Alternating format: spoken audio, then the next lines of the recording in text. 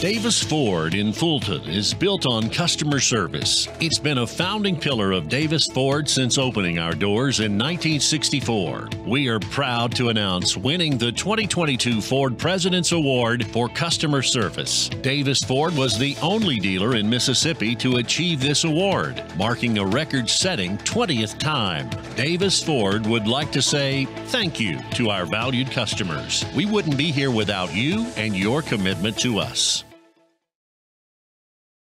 Guaranty Bank, formerly known as First American National Bank, is a proud supporter of ICC Athletics.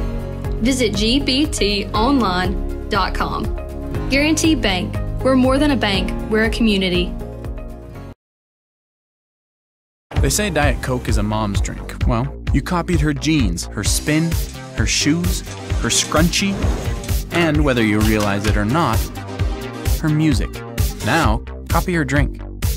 Drink what your mama gave you. Hey, honey, could you help me with this? Today tastes like staying in. And it never tasted this good.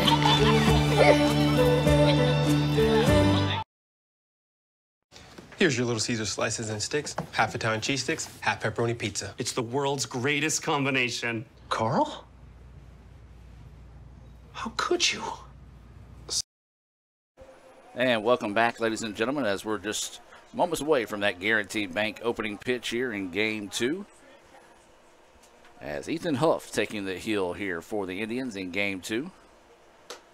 And his first pitch coming your way at 5:15, and it goes for a ball. If you're just now joining us, you missed a marathon, as Holmes picked up a 6-5 win in 10 innings in the first game of the day. As this pitch fouled back, and now the count will go 1-1. This is Reed at the dish here for the Bulldogs. You don't typically look at a game this early in the season as a must-win, but for the Indians, this is about as close as you get to a must-win without it being a must-win. As there's a fly ball out to left field for out number 1. Holmes improved to 9-10, 1-2 in conference play. ICC fell to 8-13, 0-3 in conference play, and so the Indians need to find a way to split here at the house. So this will be swinging at the plate now. As that pitch in there for a strike. Huff with the curveball. 0-1 is the count. Swing playing shortstop here in Game 2. That pitch up high for a ball. 1-1 now is the count. Not much changed in the lineup for the Bulldogs other than Francisco batting in the 8th spot. There's a ground ball. Third baseman finds it, throws it over. In time for the out. 5-3 to retire Swing. And now it'll be Asmar coming to the plate. As this is, he's catching here in Game 2.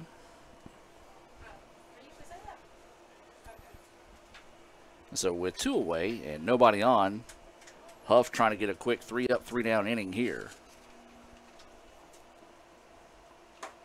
That pitch runs inside. Ball 1. Asmar catching here in Game 2, batting in that 3 spot. Breaking pitch, and it's a beauty.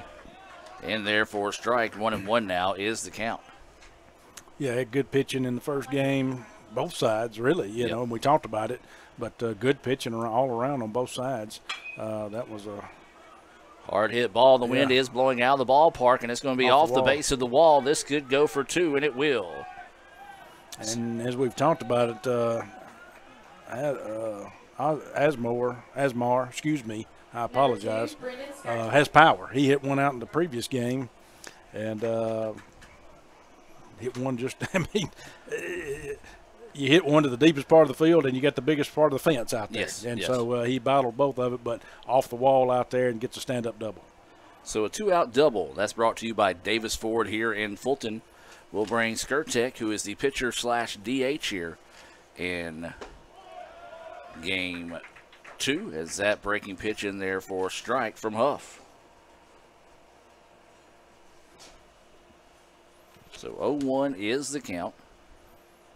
Here to Skirtek, runner at second for the Bulldogs. 2 outs here in the top of the first. Ball in the dirt, gets away. Runner's going to try to go to third and gets it. Gets it. As he'll advance on the pass ball. That ball just kind of bounced away from Ware back behind the plate there, and he was able to go ahead and advance to third, and of course, a hit now will definitely score a run. That pitch outside, ball gets away again, but Ware does a good job of chasing that one back. 2-1 now is the count. Yeah, can't get too caught up on the runner if you're if you're Ware back there. You've got to focus on your job defensively and catch the ball, catch it clean if you can. Keep everything from going to the backstop if possible.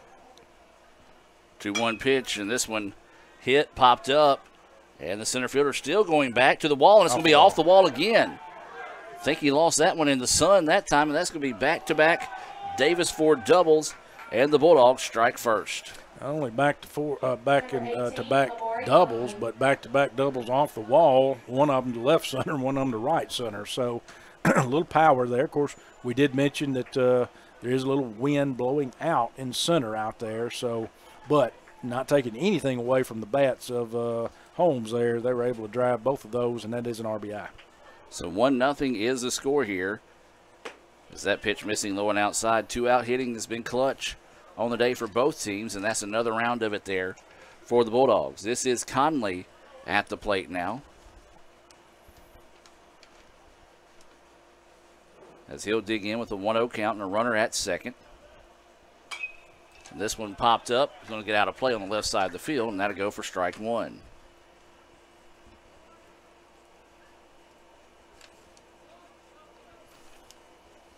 Yeah, Conley had a timely single in that last game. It was in extra innings, and that's what got the run across the plate for Holmes in that extra inning in that top of the 10th. That pitch in the dirt, 2-1 now is the count here to Conley.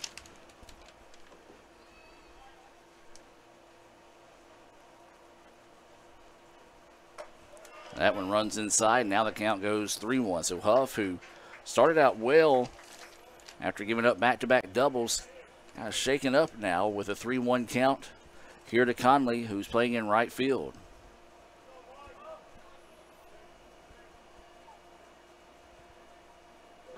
And he hits him. So hit by pitch will send Conley down to first, and this will bring Lott to the plate.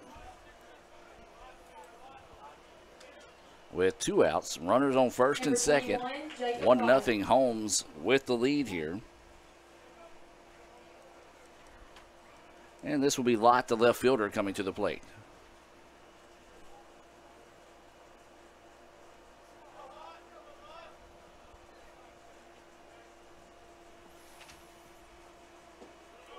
Pitch missing low. 1-0 is the count here to Lott, as we mentioned, batting 6, playing in left field. Awaiting the 1-0 pitch here with runners on first and second and 2 outs in the top of the first. Pop that one up. Morris going to call everyone off, and he'll have to jog up and catch it, and will secure it for the out. But the Bulldogs do put a run on the board in the top half of the first after back-to-back Davis Ford doubles from Azmar and Skirtek. We'll take a break. Let's hear from Davis Ford and more of our sponsors here on the ICC Sports Network. Davis Ford in Fulton is built on customer service. It's been a founding pillar of Davis Ford since opening our doors in 1964. We are proud to announce winning the 2022 Ford President's Award for Customer Service. Davis Ford was the only dealer in Mississippi to achieve this award, marking a record-setting 20th time. Davis Ford would like to say thank you to our valued customers. We wouldn't be here without you and your commitment to us. Guaranty Bank, formerly known as First American National Bank, is a proud supporter of ICC Athletics. Visit gbtonline.com. Guaranty Bank, We're more than a bank, we're a community. They say Diet Coke is a mom's drink. Well, you copied her jeans, her spin, her shoes, her scrunchie, and whether you realize it or not, her music. Now, copy her drink. Drink what your mama gave you. Hey, honey, could you help me with this? Today tastes like staying in. And it never tasted this good.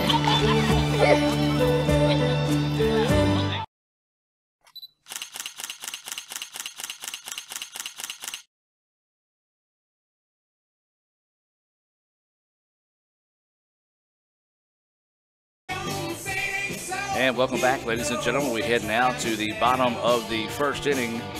It'll be Lee, Settlemyres, and Rock scheduled up here in the bottom half of the inning. ICC trying to earn the split with the Bulldogs after dropping the first game of the day 6-5. And Brad, as we talked about, not necessarily a must-win game, but sure as heck need to win game here for the Indians. Yeah, I mean, you've started conference play. You're 3 games into conference play now.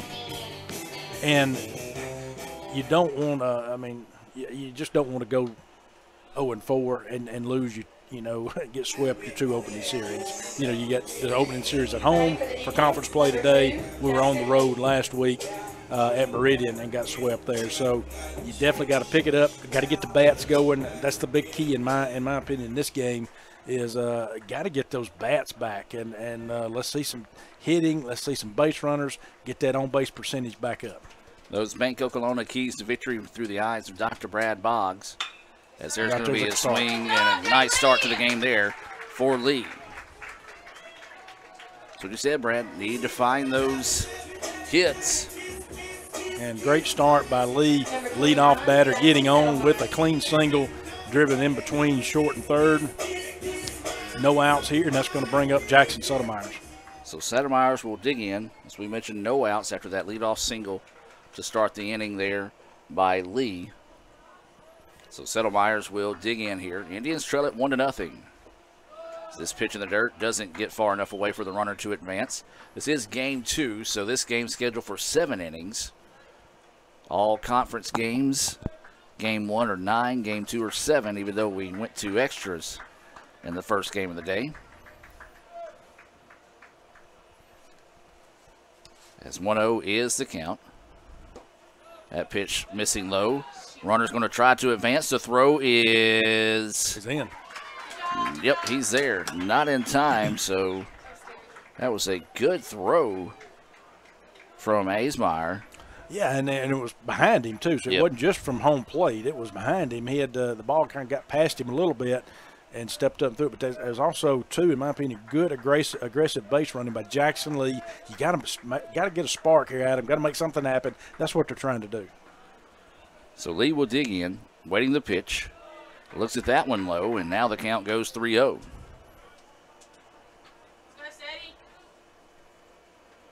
Settlemyres with a 3-0 count. Feel like red light to be on in this situation. Runner at second with no outs here in the bottom of the first. It was, and that's going to be a walk. Much more patient at bat that time. Drew 4 straight pitches for a walk, and now the Indians with runners at first and second. This will be Bo Rock coming to the plate. Yeah, you were talking about not a lot of differences in the Holmes lineup this time around. There's, you know, a little shake-up in the Indians lineup, a few little differences. Bo Rock normally hits cleanup. He is moving up to the 3-hole on this one. So runners at first and second, no outs. Rock looks at that little slider, and it misses low for a ball. Yeah, good eye right there. Got to be patient, just like Settlemyres was. Continue to be patient. Again, on-base percentage. Got to get that on-base percentage up. Let's produce base runners so that way, in turn, we get the runs across the plate. So 1-0 pitch coming to Rock. He looks at that one missing low. 2-0 now is the count. Skirtek is the pitcher. He is the pitcher / DH for Holmes here in game 2. That's 6 straight pitches without a strike. Matter of fact, he hasn't thrown a strike yet because the first pitch he threw was a rip for a single. And so that one missing high. So 3-0 now is the count, and the catcher wanting to come out and talk to his pitcher here and try to get him settled down early. Yeah, you definitely want to say the red light's on here, in my opinion, for Bo, because they hadn't thrown a strike, and that's one thing you know, and Coach Collier knows. I mean, he hadn't seen a strike yet. So, I mean, obviously, Lee hit a single, but still hadn't been any really good pitches that thrown up there yet. Again, take your walk if you get it. So the 3-0 is the count here to Rock. Runners at first and second, still no outs here in the bottom of the first. And that one's going to find the edge for a strike. 3-1 now is the count.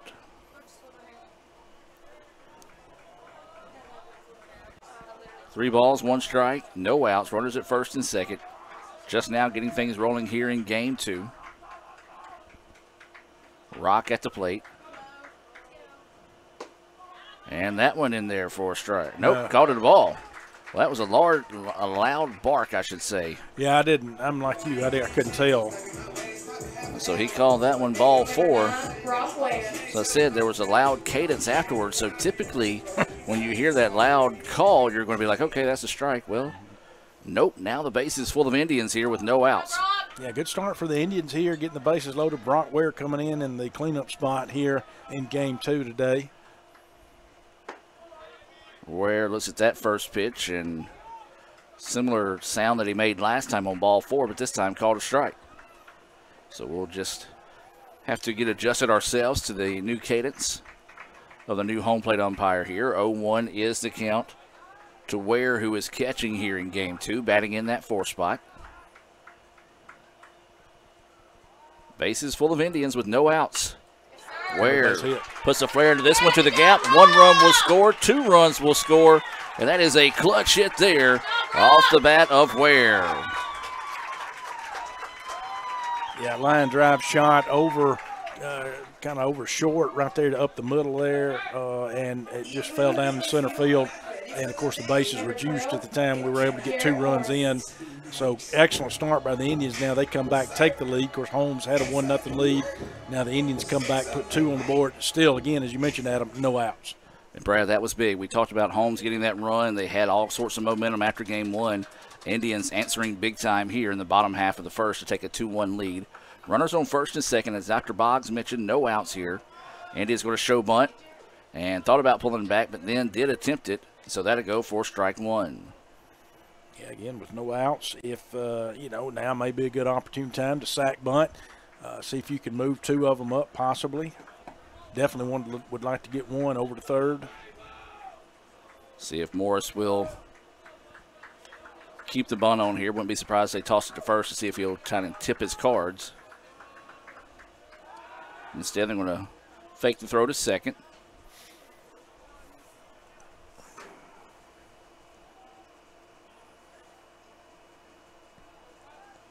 Scoreboard update, softball's up 3-0 in the top of the 7th in game 2 at Holmes, trying to earn a split on the road there.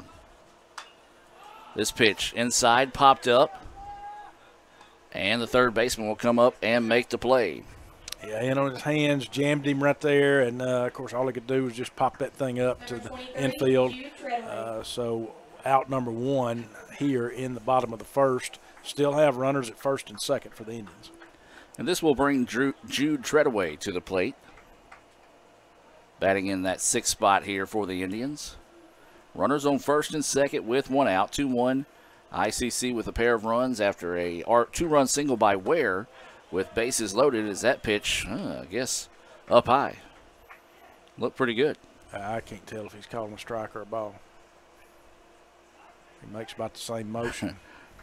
And the noise. Yeah, I can't tell. So 1-0 is the count. And then that may have been a makeup call after that last one. I thought the first pitch was a strike. That one looked to be outside. But either way it goes, 1-1 now is the count. 1 ball, 1 strike, 1 out. Runners on first and second here for the Indians in the bottom of the first. This one fouled back off the netting. 1-2 now will be the count.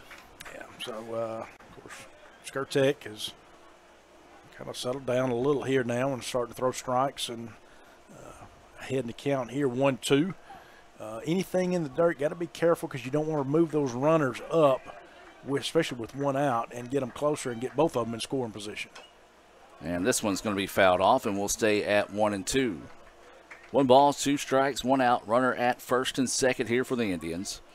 They lead it 2-0 here in the bottom of the first in game 2. They dropped the first game of the day, 6-5. After scoring 3 in the bottom of the ninth to tie it up, Holmes was able to pick up the win in 10 innings. That pitch outside and low, 2-2 now, is the count. Yeah, good eye right there by Treadaway. Good patience. So 2 balls, 2 strikes, 1 away.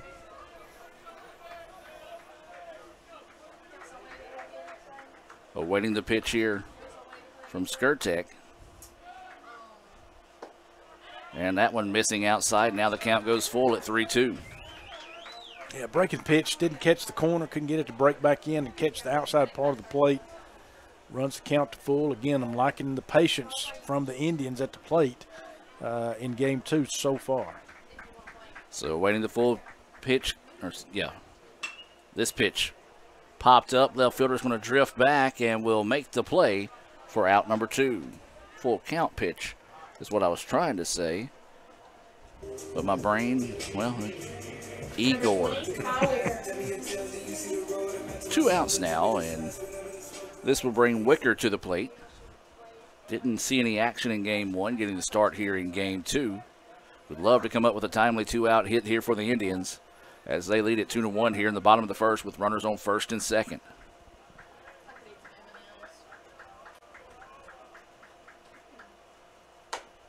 Fastball high, ball 1.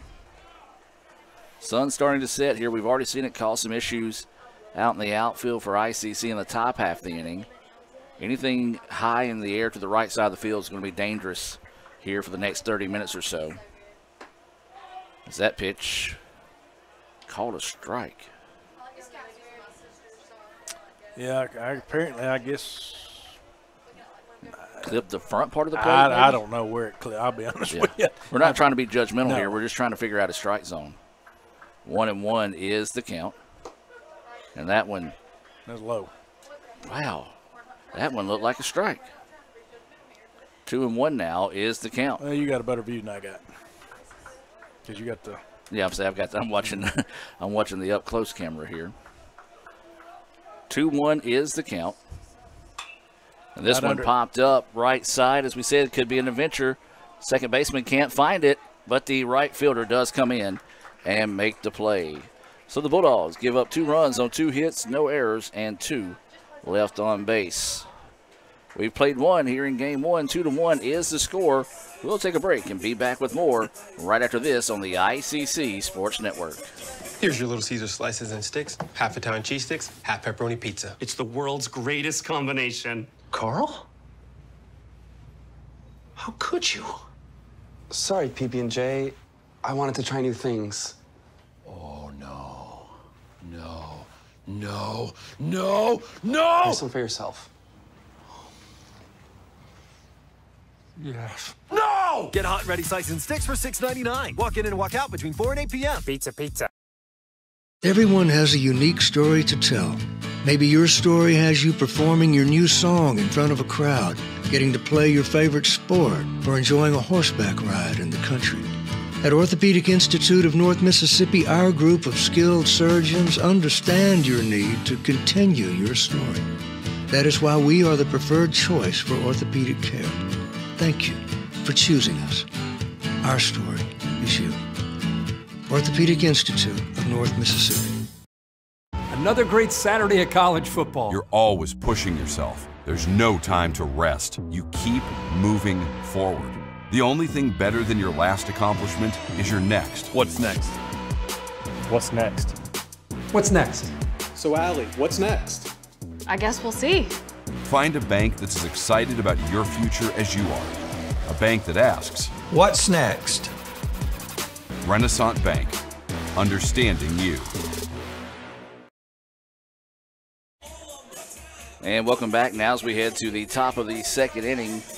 It'll be the 7, 8, 9 batters due up here for the Bulldogs. Francisco, Bethel, and Dinkel-Locker. We have butchered that name all day today, and I do apologize. Steve Diffie did send me the pronunciation guide, and I'm not going to lie to you folks. I'll go ahead and tell you why I keep messing it up. My brain is referring to Dinglehopper from The Little Mermaid, and so that's what I'm trying not to say each time. But you do say it. But I do say it. Yeah. It's understandable. I mean, it's tough. I mean, it is. I mean, it's a little difficult. So this will be Francisco, who got a pinch hit at bat in game 1 to start us off here. That pitch outside for a ball.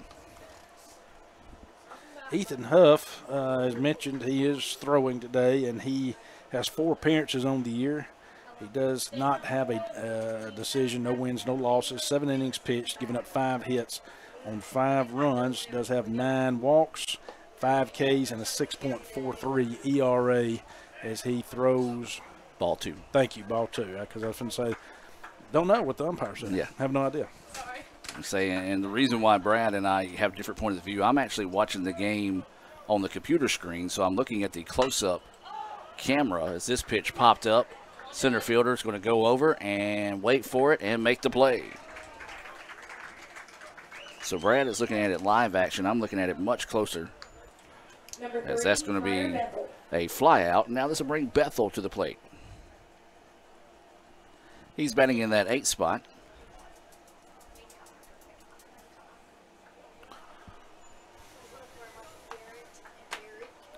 Trying to see how. Slider right there, first pitch ball. Excuse me. Did not quite break back into the zone.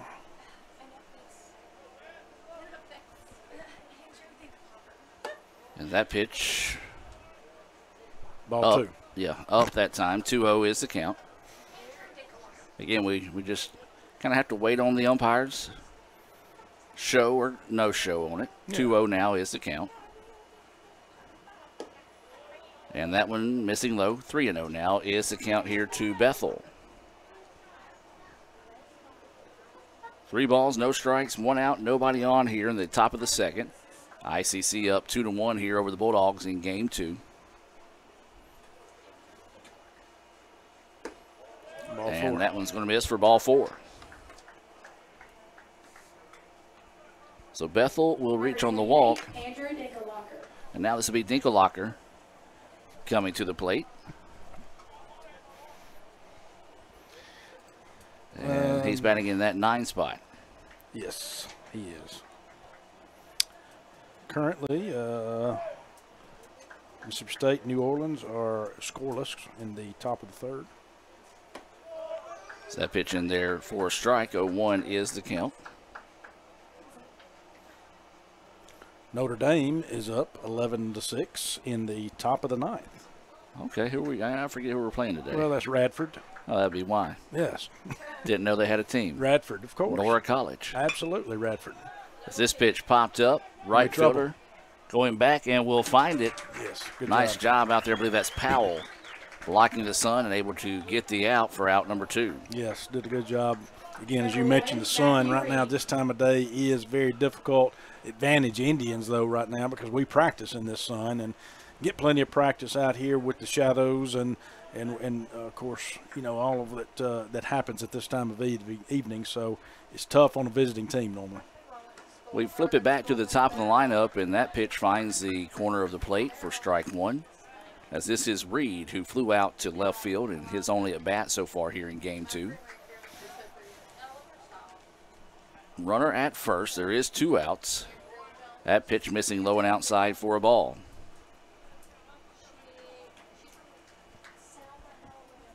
So 1-1 is the count, 2 outs. We're in the top of the 2nd here in game 2. That pitch kind of had a wicked little tail on it, but it ended up floating out of the zone for ball 2. Yeah, has a lot of movement on it. Of course, Huff's got different arm angles. Looks like his is kind of a 3/4 style at times, which is going to put some type of different spin on the ball as he fouls that one back. So you got 2 balls, 2 strikes. But that's kind of his mode of delivery right there. And, of course, the arm angle coming in. So 2-2 now is the count on Reed. Runner at first. Indians up 2-1 here in the top of the second. Huff getting set to deliver the pitch. This one ripped. Could be trouble. Center fielder goes back and makes the play. Heck of a play out there in center. Lee caught that one on a rope on the run, and ICC will head now to the bottom of the second, leading 2-1. We'll take a break and be back with more right after this. Kirk Herbstreit is a man of many talents. Not only an athlete and a sportscaster, but also an expert cartographer, an amateur alchemist, a surprisingly gifted poet. What rhymes with encroachment? But his true talent lies in the art of banking. With Renaissance Bank's great products, rewards, and easy-to-use online tools, every transaction is a masterpiece. You might refer to Kirk as a Renaissance man. But I call myself a Renaissance man. When I think of ICC, I think about home. The moment I stepped on campus, I knew it was a perfect fit. It helped me find my true self. It has opened doors for me that I didn't even know existed. Everyone here wants you to succeed. I was able to get involved here and make a real difference. I've met my closest friends here. There's something for everyone to be involved with. I've gained skills to succeed in the workforce. It's been the best experience. High school seniors, listen up. Your journey at Itawamba Community College begins now. Registration for ICC's orientation sessions is now open. This free, required, and incredibly beneficial event is a must. Discover the ins and outs of campus life, create your class schedule for the fall. Spots are filling up fast, so don't miss out. Register for one of our spring or summer sessions at www.iccms.edu/orientation. And welcome back, ladies and gentlemen. We head now to the bottom of the second inning. Powell, Roberts, and then back to the top of the lineup in Lee. Two up here for the Indians, 8-9-1 batters. ICC leads it 2-1 after a two-run single off the bat of Ware that scored Lee and Settlemyers in the bottom of the first. Powell will dig in here at breaking pitch, in there for a strike. Yeah, nice breaking pitch right there to start off Powell. And that was, again, that's from Skirtek. But that was a great, great breaking pitch right there. That high fastball missing. 1-1 now is the count. Needs to get a little bit better established on that curveball, and then that pitch start becoming swinging strikes. As 1-1 now is the count here to Powell. Powell hammers that one but pulls it foul. Man, those are the ones I wish our field was a little bit closer to the road, because that one was timed up perfect with the car going down the street. Well, he definitely turned on that one, I can tell you. It is down in the count, though, 1-2. So waiting the 1-2 offering here to Powell. Got him. And he's going to take one for the team. So he'll get hit by a pitch.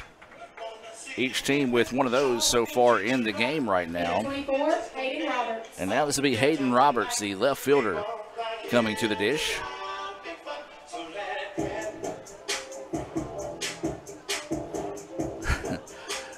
I think the home plate umpire liked that song, because he was kind of saying, you know, the shake of the hand and a little bit of a shimmy when he got back down in his stance. He kind of moving a little bit out there. He was.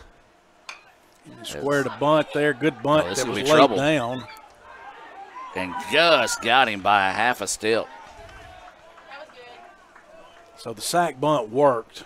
It was very close. It was a very close play there at first. But the sack bunt laid down and did a fantastic job. It was Hayden Roberts that laid that bunt down. Again, left-handed batter, was able to pull out of the box early. Made it a close play at first. That did move Powell up to second, and then that gets us back to the top of the lineup, Adam. That sacrifice bunt being brought to you by the ICC Baptist Student Union, reminding you of the ultimate sacrifice paid for our sins. That's the ICC BSU. They meet Monday nights at 7:07, located right across the street from the e-learning building, or right next to Magnolia Hall. 1-0 is the count after that pitch inside. Only he singled to left in his only at bat so far in the contest. That pitch drifts inside. 2-0 now is the count. So with Powell at second, anything down out in the outfield very easily could score Powell here if Jackson Lee can replicate what he did his first at bat and at least get a single down out there. So 2-0 is the count to Lee. We mentioned Powell at second after that sacrifice bunt by Roberts. And that pitch drifts inside. 3-0 now is the count here to Lee. Well, Brad, I said if we can get out of here today by 6:30, I'll go on down to Jackson for the basketball games. Oh, not leaving anytime soon. No, not getting out of here by 6 or 6:30. That pitch in there for a strike. 3-1 now is the count. Raphael Henry and Cal Brown already on the road with the Lady Indians as they'll take on Gulf Coast tomorrow at 1 o'clock in the semifinals of the Region 23 tournament down at Tougaloo College. As that pitch in there for a strike. 3-2 now is the count. The game was originally scheduled to be played at Mississippi College, but MC's got a leak in the roof right above the court, and there's rain in the forecast, so had to scramble and find somewhere else to play. So waiting the 3-2 pitch here to Lee.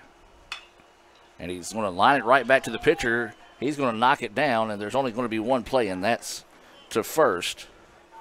Like he kind of jammed him that time, was able to get enough of it to fight off the pitch, but 2 outs now. Yeah, he did. Kind of got him on the inside part of the plate. He was able to get the small part of the bat on it. Jammed him up a little bit. The pitcher did a good job there, Skirtek, at knocking it down and getting the out. That does bring us 2 outs now, and Settlemeyer's up, who did walk his first at bat. Walked and scored a run. Trying to spark a 2-out rally here. Takes a healthy cut at that breaking pitch. Missing 0-1. So no balls, 1 strike, and 2 outs.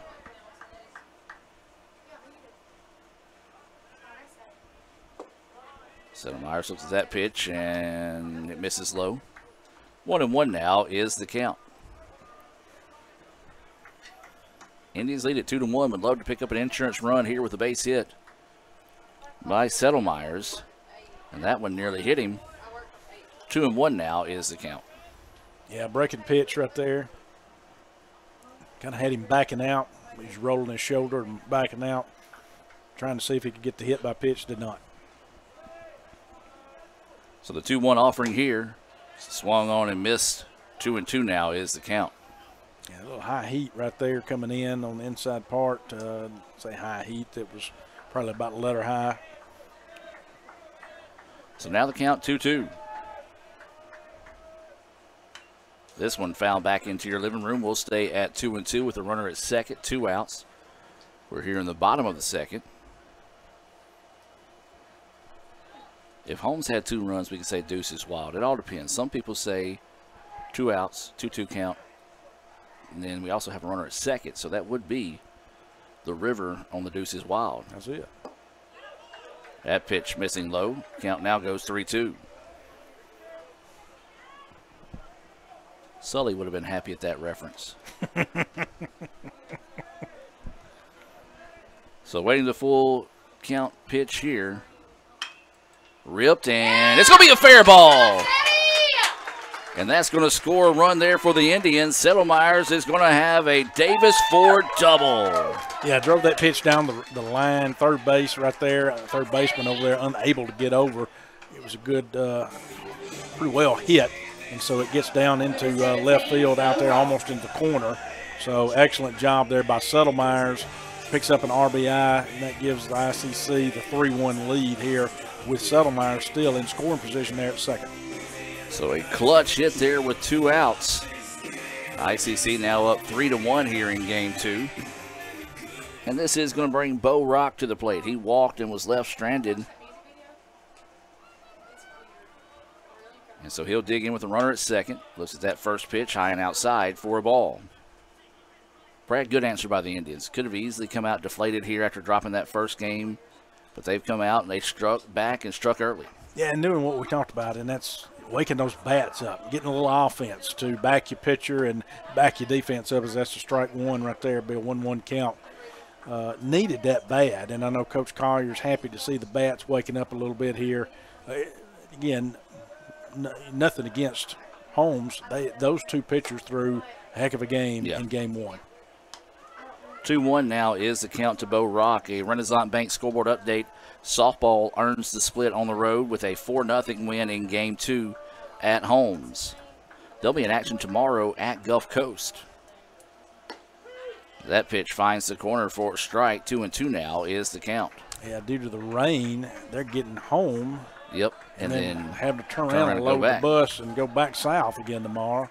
And all that call was made today. So that pitch drifts outside. 3-2 now is the count. Yeah, and then there is a chance that our game with Gulf Coast could get moved back a day as well, depending on the weather. So we're at the mercy of Mother Nature this time of year, even with basketball, ironically enough. Yeah, he did. And did he say he goes, and they're going to appeal, and they're going to say he did not, and that'll be a walk. That one could have went either way. Yeah. Good eye by Bo. Ball 4 right there, and so he takes the base. So that's going to give us runners at first and second. Still 2 outs, though.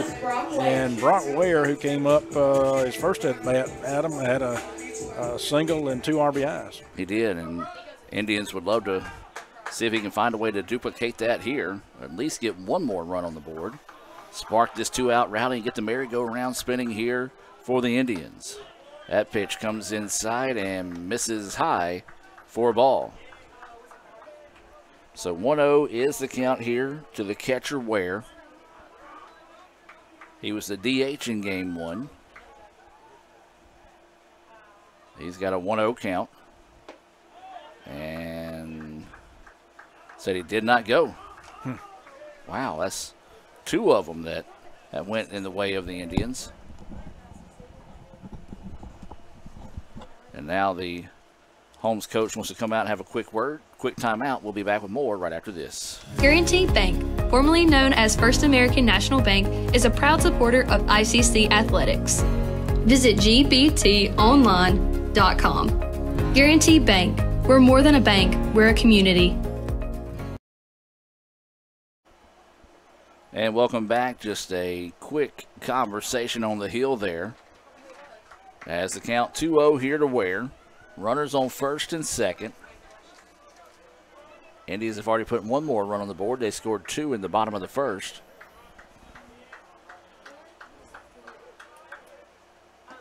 Ware looks at that pitch, and it's in there for a strike. Yeah, comes back, throws a strike, has that Meeg on the mound with his coach.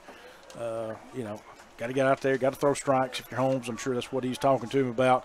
Got runners at first and second, let your defense play behind you. 3-1 lead ICC as Ware chops that one foul, and that's a 2-2 count. Well, nice job finding a piece of that one there. 2 balls, 2 strikes, 2 outs. Runners on first and second. We're in the bottom of the second here. The Indians trying to extend this 2-out rally going. That pitch on the outside. 3-2 now is the count. Yeah, catcher tried to frame that one in, did a good job of doing a frame job there, but obviously the ump just saw it differently. Ball 3. And that's going to walk the bases loaded. Back-to-back walks issued there by Skirtek, and now ICC with bases loaded and Morris coming to the plate. There is activity in the Holmes bullpen down there, and I'm sure they're trying to speed that process up a little bit because you do have, again, as you mentioned, bases juiced again here with Jarrett Morris coming up. Morris looks at that first pitch, and it's going to miss for a ball. 1-0 is the count. Morris popped up high to third base in his only at bat so far, so looking to redeem himself here. Boy, a timely hit could be huge here for the Indians. Morris with the 1-0 count, 2 outs, bases loaded. Pops this one up right side, right fielder jogging back. Now will step up and step underneath it and squeeze it for the out. So the Indians do leave bases loaded, but they do add one more run as they lead it 3-1 here after 2 complete. We'll take a break and be back with more right after this on the ICC Sports Network. Davis Ford in Fulton is built on customer service. It's been a founding pillar of Davis Ford since opening our doors in 1964. We are proud to announce winning the 2022 Ford President's Award for Customer Service. Davis Ford was the only dealer in Mississippi to achieve this award, marking a record-setting 20th time. Davis Ford would like to say thank you to our valued customers. We wouldn't be here without you and your commitment to us.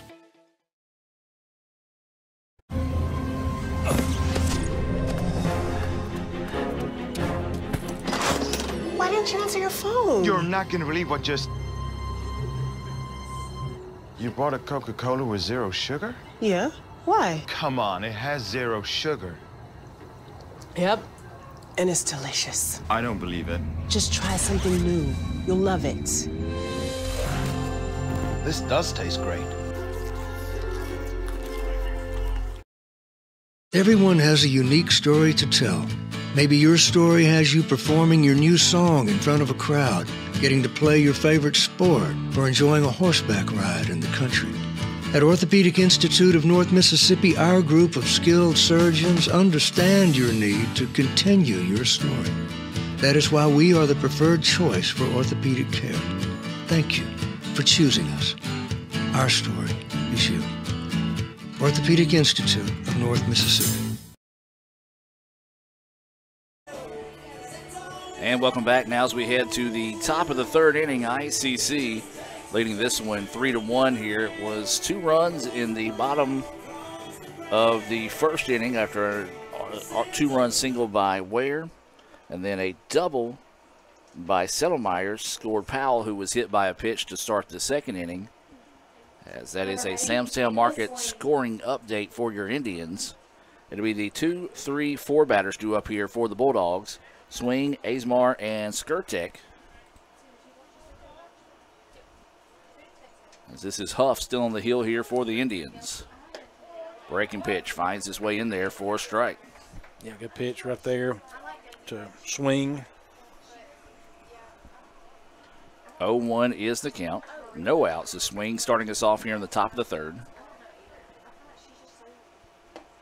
That pitch missing low and outside. 1-1 now is the count. So 1 ball, 1 strike. No outs here. Swing grounded out to third. Swings on this one. Fouls it off the net. Back in play. 1-2 now is the count. Shadows starting to stretch across Crescent Field here.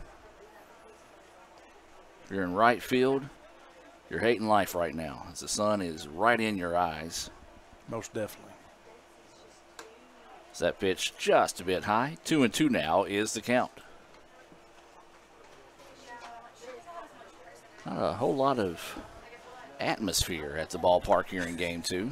Well, I was wondering if you noticed that. It was. Yeah, I've been noticing that myself. I was going to give them a couple of innings to get into it, but they have not. No, it's. I mean, we've got folks here. Well, there's a good crowd. Yeah. Great crowd for ICC and Holmes. It's just I'm kind of like you. They're just chilling out. I guess that last part of game 1 wore them out. It must have going in those extra innings. 3-2 now, and there's a shot ripped past the diving third baseman, and that'll go for a base hit there. Nice job by Swing to rip that one and start the inning with a single. Yeah, good job by Swing staying in there and just hitting that line shot over the third baseman's head, over Jarrett's head over there, and unable to try to dive for it, unable still to make the grab. So they lead off. Holmes now leads off their top of the third and gets their leadoff batter on. No outs. And this will bring Azmar to the plate. No outs, as Dr. Boggs mentioned. This pitch fouled off to the right side, strike 1.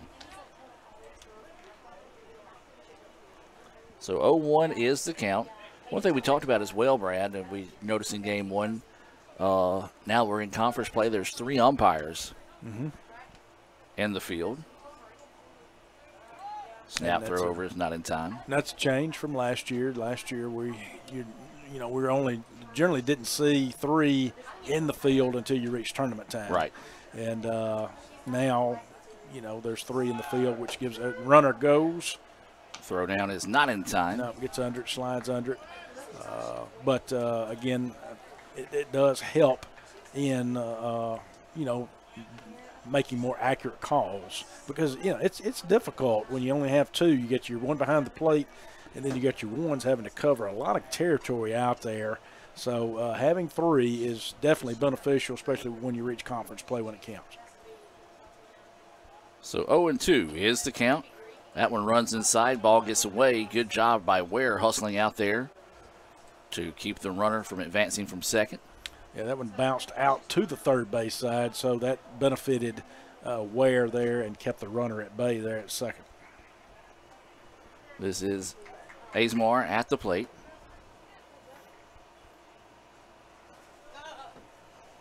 Awaiting the 1-2 pitch here. This one fouled back, and we'll stay at 1-2. And the hit of the game belongs to Dr. Brad Boggs as he kills a wasp. One wasp is down. Many more to go. Many, many more. I think I scared some of the people out front, too, as that one's smoked. And that could score a run. They're going to ask him to score from second, and he will. And that's going to be a timely hit there and makes it a 3-2 contest. Yeah, he smoked that one over third baseman right there. Line shot out in the left. Excellent job. Of course, the runner was moving on the once the ball was hit, and so stands up. Basically walks across the plate, so did not have to slide or get down. So that's a single for Azemar, and he continues a hot bat at him because he did double earlier in the day. So he drives in his first run of the game. He did double and score in his last at bat.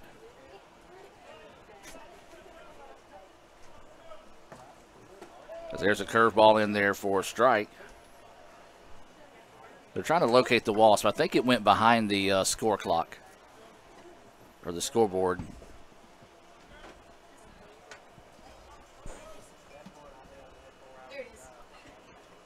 As there's a dribbler to the left side, and it's foul ball. 0-2 now is the count. Well, we haven't found it yet. Oh, we did find it. Okay. So, yeah, Waspis is down. So I'll make a note to call John Wayne and have them come out here and spray. Yeah, because it can get there are a lot of them out here today. Yeah, there's been a lot stirring out here. So 0-2 is the count. In the dirt, blocked up. Runner's going to go. The throw is got him in time. Good job by Ware to kind of stepped out, was able to catch that ball right there and kind of bobbled it a little bit, but was able to regain it and was able to get the out there. The runner was trying to take advantage of it. I agree with aggressive base running. The runner was trying to take advantage of it, just unable to do so. First out of the inning. That's a big out as well. As this pitch popped up, and it's going to get out of play. 1-2 is the count. As that takes the tying run off the bases here for the Bulldogs. That's what we said. The Bulldogs like to be aggressive. They do a lot of hit and runs, a lot of small ball. They steal when they get the opportunity and like to put the pressure on the defense. And Ware comes up and gets him out. That ball in the dirt, 2-2 now is the count. So 2 balls, 2 strikes. 1 out here in the inning. Nobody on base.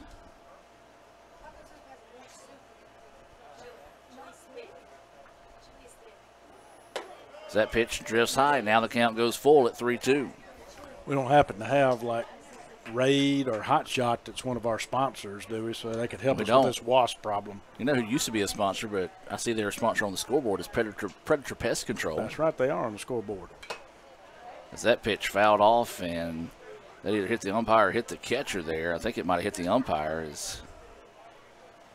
He's going to call time here and walk this one off. Yeah, that one's smart, so that hit him right in the grill. Let's take a break and be back with more right after this. Guaranty Bank, formerly known as First American National Bank, is a proud supporter of ICC athletics. Visit gbtonline.com. Guaranty Bank, we're more than a bank, we're a community.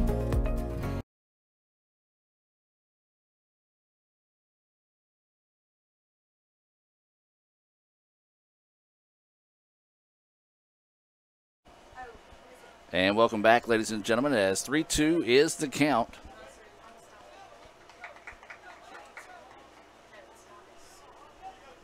There is one out in the inning.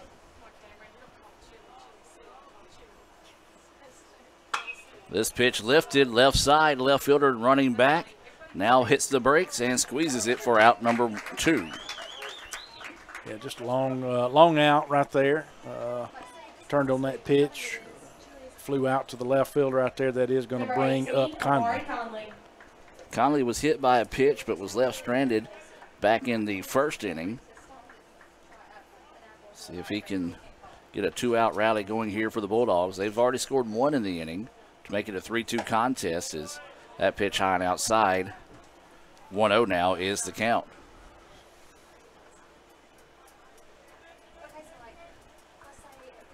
So 1 ball, no strikes.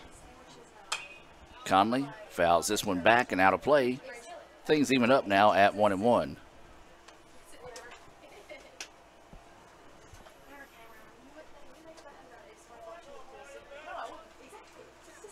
All right, so here's the question. I'm going to put this out there because Dr. Allen likes trivia as well. Yeah. Hit us up on Twitter or Twix, whatever you want to call it now. Brad, is chili a soup? Is chili a soup? No, me and Stone fight about this all the time. My answer to that's going to be no. My answer to that is going to be yes, because Between like taco soup and chili, like what makes taco soup a soup but chili not a soup? Because they call chili chili and they call taco soup taco soup. Okay, but they call it taco chili. If somebody said, okay, we're gonna have soups and sandwiches, Yeah. would you think it was weird if somebody brought chili? I wouldn't, because they'd say we're having soups, chili, and sandwiches. all right, well, here's my counter to that. When you go to a restaurant, soup of the day is chili. Number 21, Jacob Law. Also, on the back of a chili packet, it says soup. So, yes, hit us up on Twitter. What does Lainey think? She thinks it's soup. I'm with you. Laney don't count. I'm with Laney. It's not a soup. But now, it's a good trivia question. I'll give you that. Conley was hit by a pitch during that debacle, as he will be over at first, and that first pitch missing for a ball, as this is allotted to plate. So, yeah, hit us up on the app formerly known as Twitter, at Let's Go ICC. Is that It's X? now known as X, so we're going to converge the two and call it Twix. I like that. So I like how you did that. At Let's Go ICC, yes or no? Is soup a chili? Is chili a soup? Well, she said on the back of a chili can it says soup. If you want to give us the correct answer is yes, chili is a soup. I don't know why they'd have called it something different. So that pitch missing low for a ball. 2-0 now is the count. Steve Diffie apparently is not tuned in yet, or he would be letting me know.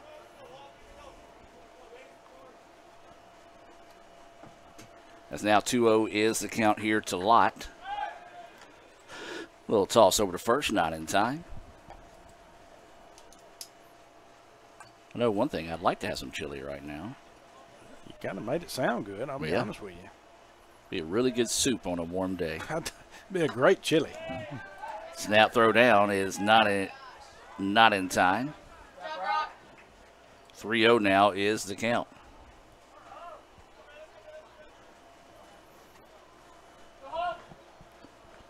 So 3 balls, no strikes, 2 outs. Runner at first. Indians looking for the exit here. Bulldogs trying to spark a 2-out rally. And he walked him. 4 straight. So now runners on first and second. This will bring Francisco to the plate.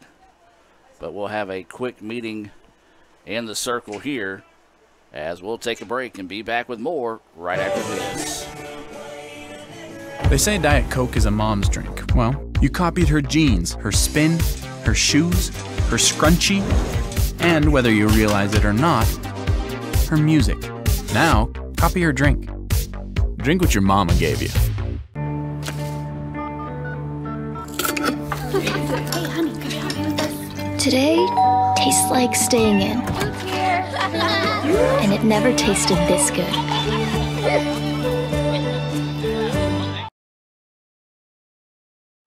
Here's your Little Caesar slices and sticks, half Italian cheese sticks, half pepperoni pizza. It's the world's greatest combination. Carl? How could you? Sorry, PB&J. I wanted to try new things. Oh, no. No. No. No. No! Have some for yourself. Yes. No! Get hot and ready slices and sticks for $6.99. Walk in and walk out between 4 and 8 p.m. Pizza, pizza.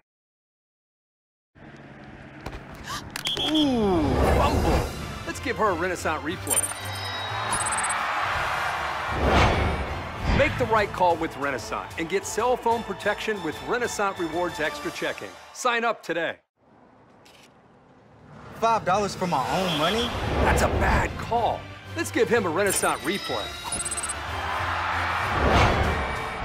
Sign up for Renaissance Rewards Extra Checking with ATM refunds today. This is a place to create your future. And when you get here, you realize you're not alone. You meet new people and make connections. It's not always about knowing exactly where you're going. Sometimes it's about finding your own way. It's working together to build something bigger than ourselves. It's hard work, but lots of fun. We come for the quality education, but we leave with an unparalleled experience.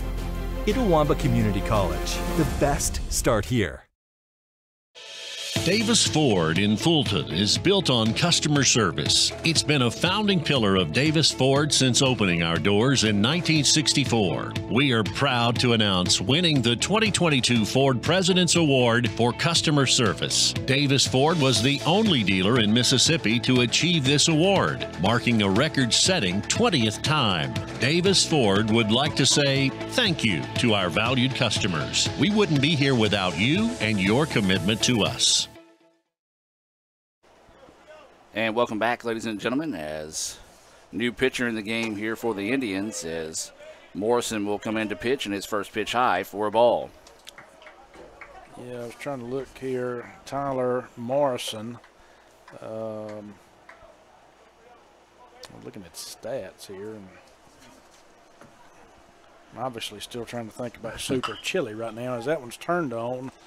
And left fielder's going to camp under it. And get the out. Yeah, I'll get you his stats in the next inning. Well, we'll take a break. And remember, trivia question, is chili a soup? Hit us up on Twitter, at Let's Go ICC, yes or no. Back with more right after this. Guaranteed Bank, formerly known as First American National Bank, is a proud supporter of ICC athletics. Visit gbtonline.com. Guaranteed Bank. We're more than a bank, we're a community.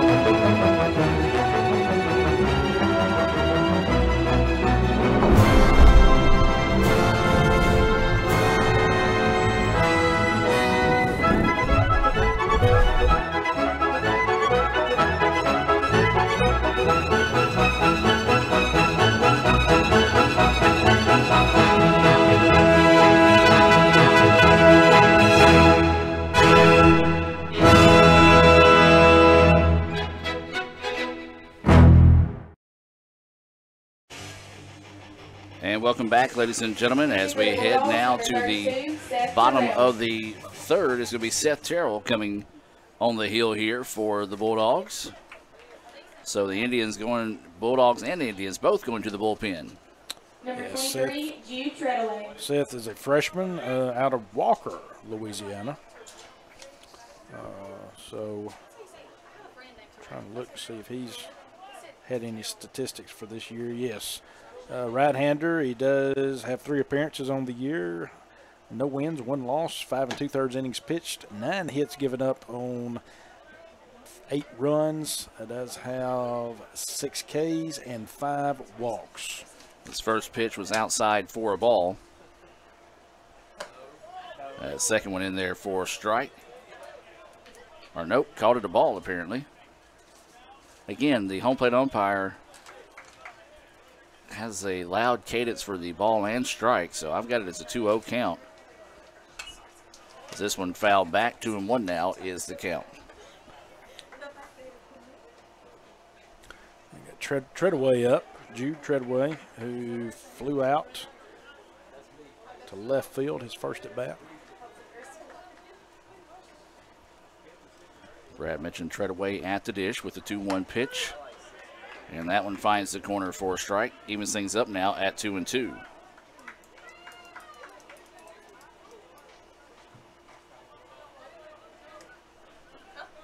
So 2 balls, 2 strikes. That one missing. Now the count goes 3-2.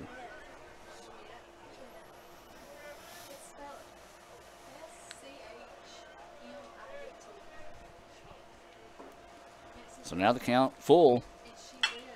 This one hammered, center fielder on the run and can't get to it to be off the wall. And this could be 3. It will be a Orthopedic Institute of North Mississippi triple for Treadaway. Yeah, he was on that one, Adam. I mean, he stung that ball good. It was more of a line shot. Again, didn't have any, wasn't a moon shot or anything like that. Hit it off the wall out there. Took a heck of a bounce off that wall, which helped Treadaway continue. And, of course, he got wheels on him too.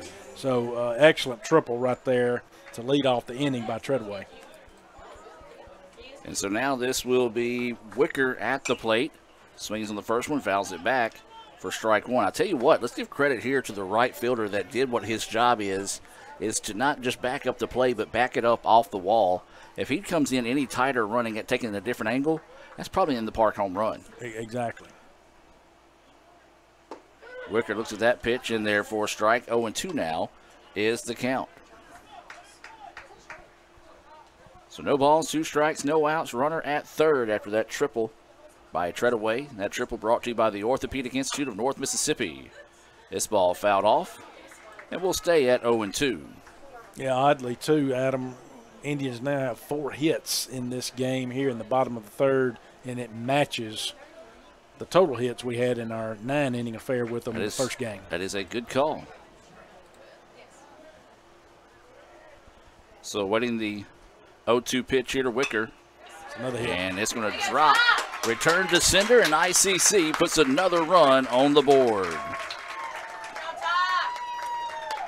So that's still no outs. That's going to be, like you said, RBI single, clean single. Hit it right back up the middle, did a good job. And, of course, Treadaway scores easily after hitting that triple. Nice answer for the Indians in the bottom half of the inning after giving up the run in the top half. So now the lead 4-2 Indians here in the bottom of the third. Powell shows bunt, and it would have been a good one, but just pulled it foul. Third baseman charged in, got a good jump on that, even though he was back in the dirt that time. 0-1 is the count.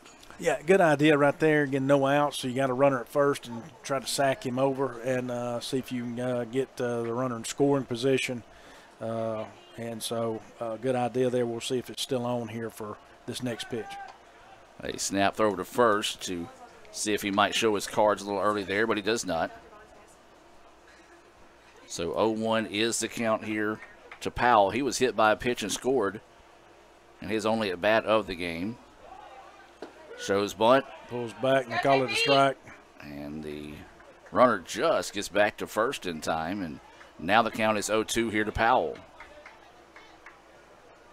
It's a bad thing when you don't pull back on that bunt. A lot of times the runner doesn't get the opportunity to get the jump back, and good hustle on the part of Wicker to get back before the tag. Yeah, it can leave him hanging out there as he gets Powell right there swinging through that pitch for strike 3. That's the first out there of the inning there, but and that's going to bring up Hayden Roberts, who had a sacrifice bunt his first time up to the plate today. It was actually the first strikeout of the day for either team as well. Unusual with as many as we had in the first game. Absolutely. I think almost 20 combined strikeouts in the first game of the day. Runner at first with 1 out. That pitch drifts high. 1-0 is the count here to Roberts. You know, if anybody cared about us and was listening, whether they're going to tell us whether it's soup or chili, or if chili is a soup, they could also find out is what do you prefer, soup or chili? If given the option, if you have both in front of you, do you prefer to eat soup or do you prefer to eat chili? Or as y'all would say, two of you in here, I'm eating soup either way I look at it. That's right. The two correct people. Me and Laney say, no, I'm eating soup. You're either eating soup or you're eating chili. Well, like I said, there's two correct people in this one. That's that pitch in there for a strike. 1 and 2 is the count. I did put that up on Twitter as a poll. So let's check that, see if it's anybody jumped on that. We might just start doing that in baseball games, Brad. Come up with a random poll as there's a grounder to the shortstop. This could be 2. There's 1. The throw across the way is not in time. So that will be a fielder's choice on the play. Well, as of right now, there's a total of 9 votes. Oh, got a total of 9. There's 52 minutes left in the poll. Okay. 89% of people are saying, of course chili is a soup. So we got to trust Goer on that one. There's the witness. I'll let y'all witness it. So 89% are right. Well, 9 people at this point. Yes. I like 89% sounds better. So 0-1 is the count here. This is back at the top of the lineup to Lee. There's a flare out to the right side. Right fielder gets to it. Wow, what a play. Good catch. Caught it at his knees. Good hustle to be able to locate the ball, as that was not an easy play at all, as that'll be a line out to right to end the inning. But the Indians do get a run back after giving one up in the top half of the inning. 4-2 after 3 complete. We'll take the timeout with them and be back with more right after this. Ankle sprains are one of the most common sports injuries, with an estimated 25,000 occurring every day in the United States. Sprains can happen with any sport, including just walking across the yard. Ankle sprains are most common in ball sports such as basketball, soccer, volleyball, and others. As with any injury, your body quickly sends blood to start healing the process, which leads to the swelling. Rest, ice, compression, elevation, known as RICE, is a good way to treat an ankle sprain. This decreases the swelling, lessens your pain, and allows your body to heal the injury. Studies have shown that the sooner you return to activity, the better and typically the faster you will recover. Depending on the amount of injury to the ligaments, it may be days, weeks, or even months to return to high-intensity sports. Sometimes recovery may be slow, but if it gets better day by day or week by week, you are on the right path. If the ankle seems to stop improving and you just can't get back to your activities, then it's time to come see us at the Orthopedic Institute of North Mississippi. Remember, our story is you.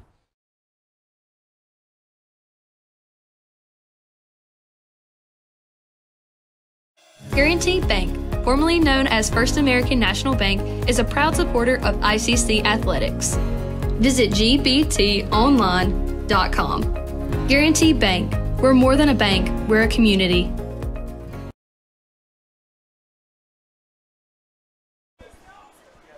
And welcome back now as we shift to the top of the 4th inning. It'll be the 8-9-1 batters due up here for Holmes. Bethel, and he walked his first at bat. Swings on that pitch. Right back to the pitcher. Underhanded toss for the out. 1 away. 1 pitch, 1 out. That's what you'd like to see if you're an ICC fan. Absolutely. Great job right there on the part of Morrison to come in and get that pitch and get a quick out and get the lead off at that too. So you got 1 out in the inning here in the top of the 4th. Dinkel-Locker now coming to the plate with 1 out. Healthy swing at that first one, missing for strike 1. Miss Allison Cummings says chili is a soup. I mean, that's the correct answer. I'm reporting it the truthful way. Not that I would love to say that she's wrong. See, Calhoun County folks, we got sense. 1-0 is that pitch also missing. 2-0 now is the count here to Dinkel-Locker. He's batting in that 9 spot, playing second base. Pops this one up, right side, should get out of play. And it just does. It just does. And folks at home, if you're watching, we've Bo Rock had to jump over a newly formed river that we have. Don't know what happened there and how that happened. We got a water hazard. Yeah, a large water hazard on the first base side in foul territory. More than just an ice bucket or drinks. So. Oh, nice play there by Morrison to scoop that one up, and the underhand toss as well, back-to-back 1-3 putouts. And now we flip it back to the top of the lineup here in Matthew Reed. So 2 away now, as Reed will dig in. And that pitch missing for a ball. Well, here's somebody they know. Our Dean of Students, Athletic Director, Dr. Case, chili is chili. No way. Chili is a soup. I'm with him. 2-0 now is the count. I want to know what EJ and the Twins say. Yeah, we hadn't gone that far yet. We can find out what Miss Lacey thinks. Yeah. Cam's opinion is the only opinion that matters. If he says that chili is a soup. If he don't, then we'll go to EJ. That pitch fouled out of play. 2-2 now is the count. 2 balls, 2 strikes, 2 outs. We are here in the top of the 4th inning. ICC holding on to that 4-2 lead. And there's strike 3 at the knees, and Reed did not like it, as that is the first Renaissance Bank strikeout of the game there for Morrison. Let's hear from Renaissance Bank and be back with more right after this. Another great Saturday of college football. You're always pushing yourself. There's no time to rest. You keep moving forward. The only thing better than your last accomplishment is your next. What's next? What's next? What's next? So, Allie, what's next? I guess we'll see. Find a bank that's as excited about your future as you are. A bank that asks, what's next? Renaissance Bank, understanding you. That's home. That's just like the Ravens. That's just like Pahokee, Florida. That's my second home. I got my degree from there, my first degree, college degree. It's part of my heart, it's part of my soul, it's part of my spirit. And, you know, it's everything. Itawamba Community College, baby, it's everything. It shaped me up to being a great man because it was part of the journey of me becoming the young man I am today. And it's home, man. That's it. Like, I could go there and lay my head down without no problems. Itawamba Community College, the best star here. Davis Ford in Fulton is built on customer service. It's been a founding pillar of Davis Ford since opening our doors in 1964. We are proud to announce winning the 2022 Ford President's Award for Customer Service. Davis Ford was the only dealer in Mississippi to achieve this award, marking a record-setting 20th time. Davis Ford would like to say thank you to our valued customers. We wouldn't be here without you and your commitment to us. And welcome back, ladies and gentlemen. We're heading now to the bottom of the 4th inning. Do want to remind you, you have time to answer our Twitter poll. It's up right now for probably the next 40 minutes. Is chili a soup? Yes or no? If you don't have Twitter, but you have my number, feel free to text me and let me know what your thought is. Whoa, Minga. Mr. Minga, our assistant AD, has chimed in and says it is definitely a soup. Okay. Strong words from Mr. Minga. As that pitch missing, 1-1 now is the count. But giving credit to Minga, he sends, while we got a little time here, he sends me a web snippet here. Okay. That says, though many people think of chili as its own category, it is technically just a type of stew with origins in Tex-Mex cuisine. Chili isn't a soup. Read the writing. Look, that's probably Wikipedia. I can go on there and change it here in a minute. No, I did not. This was sent to me. No, it's not Wikipedia. Chili is a soup. It is the Pioneer Woman. Oh, Lord, I watched that show. Don't give her. That show's bad. Oh, well, jeez. Is that pitch missing? Now, that's the next question. So does that just void the question altogether because it's stew and soup the same thing? What is it? So now, 3-1 now is the count. So now we've got a whole new just. Now you got to ask you, Stu, where does Stu fall in that category with you? Which Chili is. Chili's thicker. So, yeah. So now, boy. Yeah, that one's a little inside. And that one nearly hits him, and that'll be ball 4. You know, when you tune into an ICC broadcast, you never know what you're going to see nor hear. Especially when Brad and I are on the microphone together. So now they bring up Bo Rock to the plate. I think we answered the question where we're all wrong. I don't like that. So now this will be Rock coming to the plate. He is walked twice today. No outs. Is that first pitch high for a ball? Our president, Dr. Allen, says, no, it is chili, but often found on the soup menu. So that was the political answer. It is chili, but it's on the soup menu. Is that pitch in there for a strike? 1-1 now is the count. That's why he's good at what he does. That's a split answer. Yeah, I mean that's the reason why he is our president.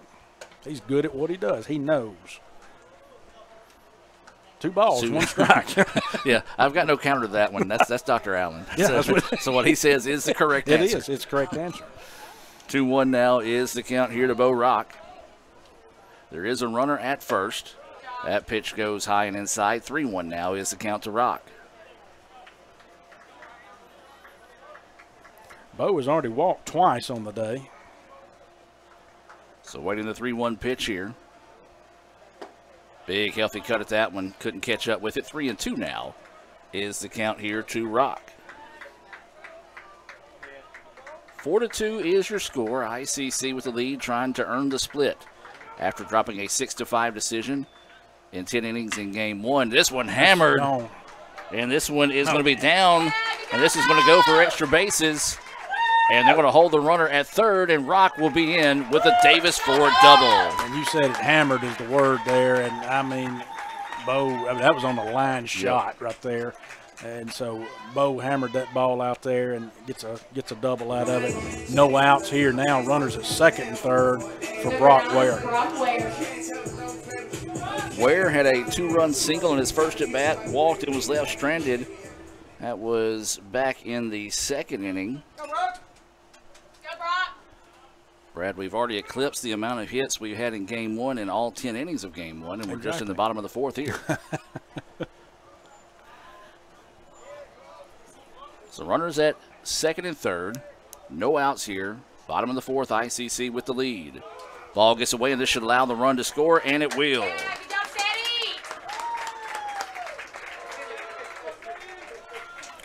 That brings in a run right there on the wild pitch there. And then, of course, that also moves Bo up to third as well. So now you still have a runner at third for Brock here. Again, no outs. Another score, another RBI opportunity here for Brock, which he already has 2 on the day. He does. We talked about, he's one of those guys that prototypical Collier type player. Get out there, hustle, work hard, battle your way into that starting lineup, and that's where you're going to find yourself. And that's what he's done throughout the season, and he has produced when he's getting his opportunities. 1-0 is the count. That's going to be a jam job. They're going to let the runner back to third. The throw over to first is in time, and that's on me. I jinxed him. Typically what happens when I start talking good about somebody. I believe his mom's name is Miss Sarah, so she'll probably hit me up on Facebook and say, chili is a soup, but you're wrong. That's exactly. I mean, she's probably going to get on you. But the third baseman was playing in on that one, and so did a great job of fielding that ball down there. Short's playing in too. Of course, infield is in, and so excellent job there to get the out and keep the runner at third. Now you have a pop-up to center. They're going to see if we're going to tag him. They are tagging him. Oh, this throw is well off the line, and that will score the run. Well, I will say this. That third base umpire He was squatted down looking. I thought he was going to try to race the runner from third to home. Jude Treadaway. As that is a sacrifice fly brought to you by the ICC Wesley Foundation, reminding you of the ultimate sacrifice paid for our sins. That's the ICC Wesley Foundation. They're located right across the street from the Davis Event Center. They meet Tuesday nights. As it's now 6-2.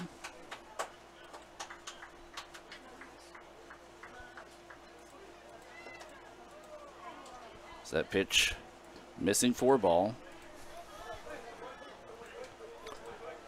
Ball in the dirt there. Of course, no runners on base, so no harm, no foul there. Ball one. There is 2 outs here. Indians have put a crooked letter on the board here in the bottom of the 4th.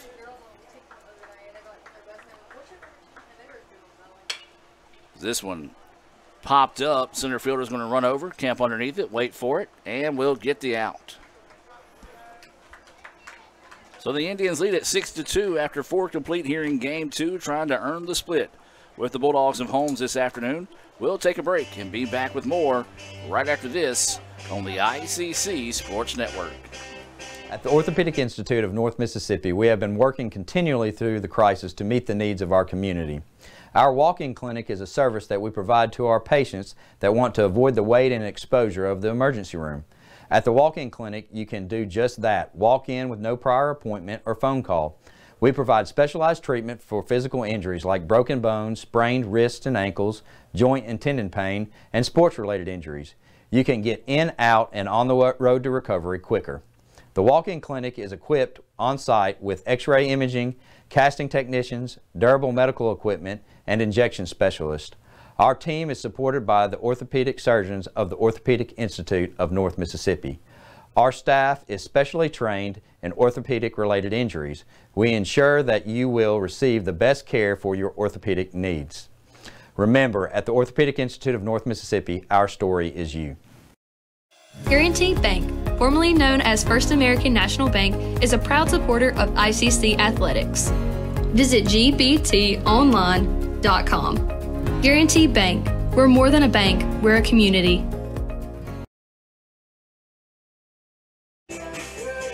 And welcome back now as we shift to the top of the 5th inning. ICC leading this one 6-2 here in Game 2. We do have one answer on Twitter about our Twitter poll, and it comes from Connor. He goes by the handle of sides_C, and he says absolutely. So if you're wondering what the heck we're talking about, it's chili a soup. That is the baseball trivia poll. You can go to Twitter at Let's Go ICC and answer that. Right now, we've got 35 minutes left, and No is making a run, guys. Yes is leading 74-26. Has that pitch in there for a strike. Even though Minga had to be the killjoy and said the technical terms of it. Well, he did. As there's a shot to the shortstop. Throw over in time for the put-out of swing. So one away now. Number 15, Hunter Asmar. And this will be Asmar coming to the plate. He's been a tough out today.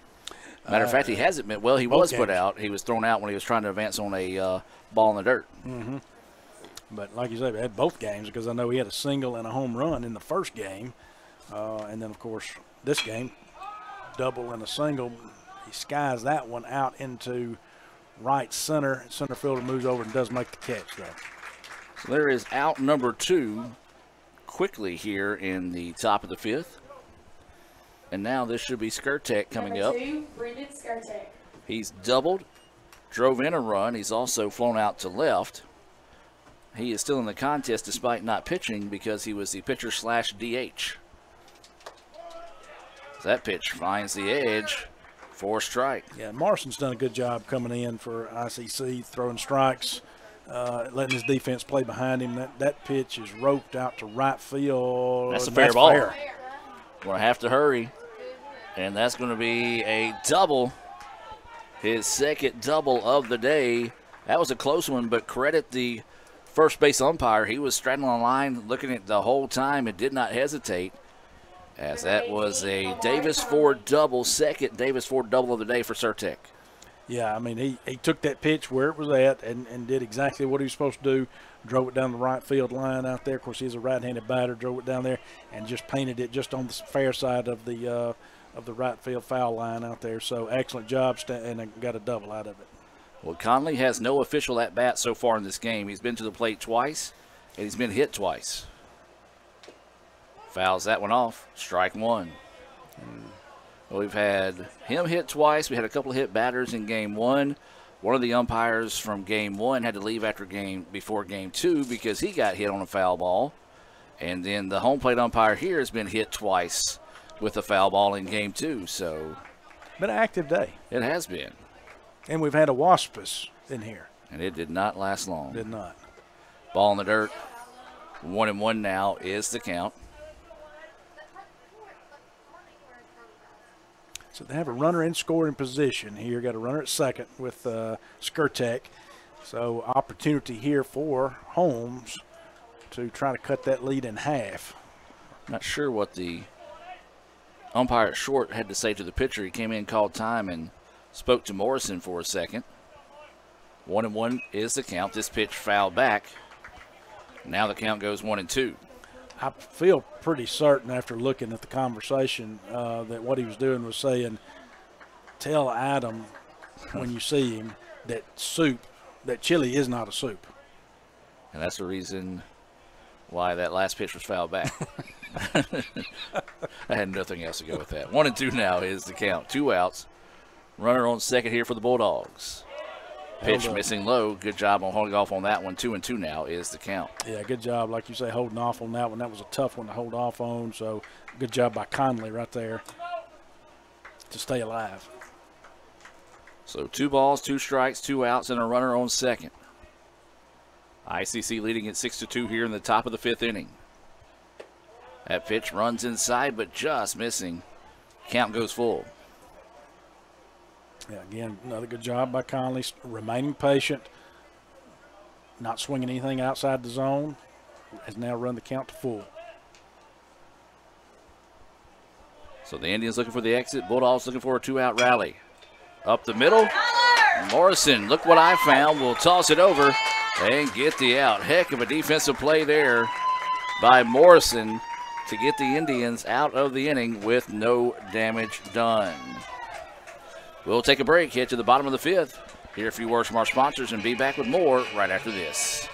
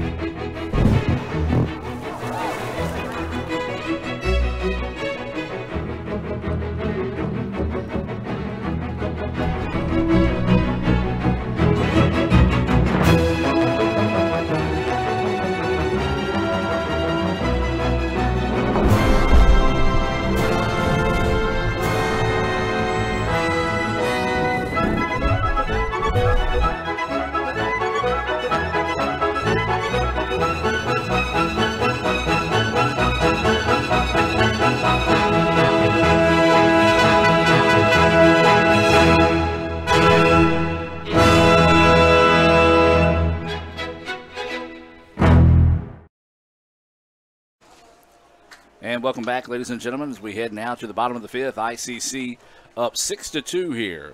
I believe this will be the 7, 8, 9 batters due up. Wicker, Powell, and Roberts scheduled up. Yeah, Wicker singled his last at bat and got an RBI off of that. So the Indians trying to build on this 4-run advantage. Check swing, pops it up, and that's going to drop for a hit. That's when you know you're living life right. His second hit of the day. Any way you can take them. Number 15, just get it any way you got it. So that's good job there by Ty, just sticking, like you said, check swing there, but good enough to drop that ball over second base out there just into the outfield. And so center fielder had to charge up and was able to snag it there and keep him at first. But excellent job by Ty. We'll get the leadoff batter here on base. And he squares and the throw almost a little too tall. That'd be a sacrifice bunt. Kaylin Powell, that was sacrifice bunting there, and that does move Wicker up to second now. That sacrifice bunt being brought to you by the ICC Baptist Student Union, reminding you of the ultimate sacrifice paid for our sins. That's our friends over at the ICC BSU. If you're an ICC student, they invite you to join them for the rest of the school year. They meet Monday nights at 7:07. So 1 out now, and this will bring Roberts to the plate. That pitch missing low and outside for a ball. Roberts reached on a fielder's choice. He also had a sacrifice bunt. Runner at second.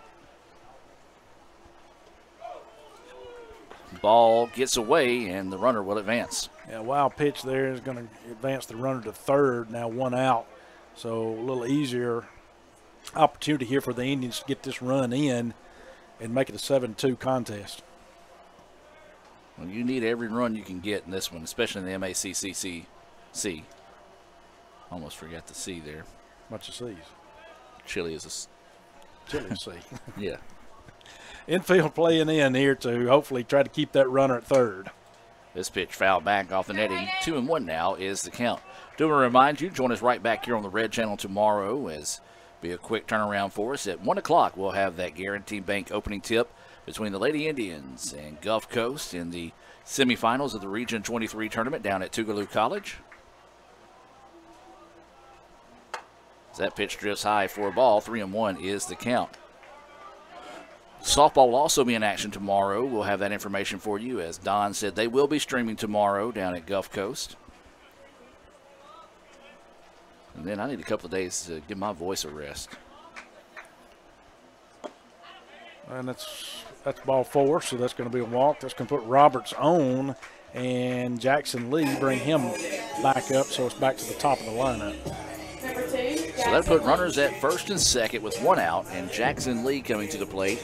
He singled to start the game, but since then has grounded out to the pitcher and lined out to right in his previous 2 at-bats.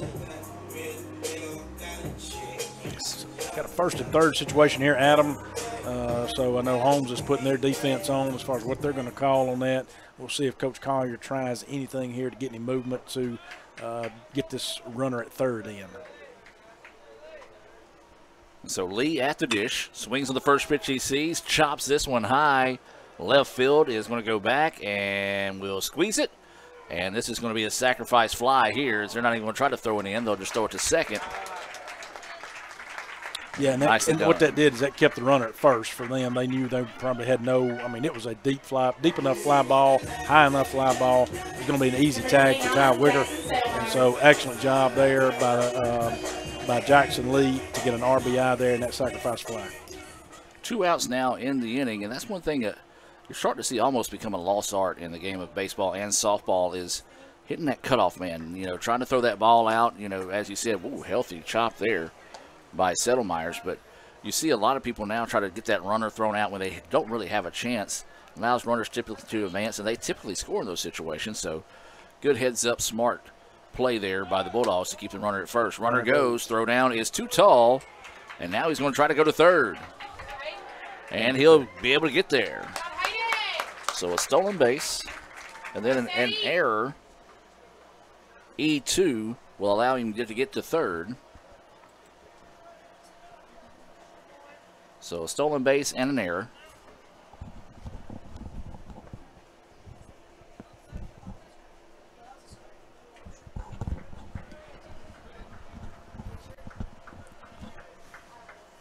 We'll wait and see what the call is. Is that pitch missing for a ball? Well, I just got a text from Dr. Allen. He said he's changing his vote. No, he did. He did. I got a text right here.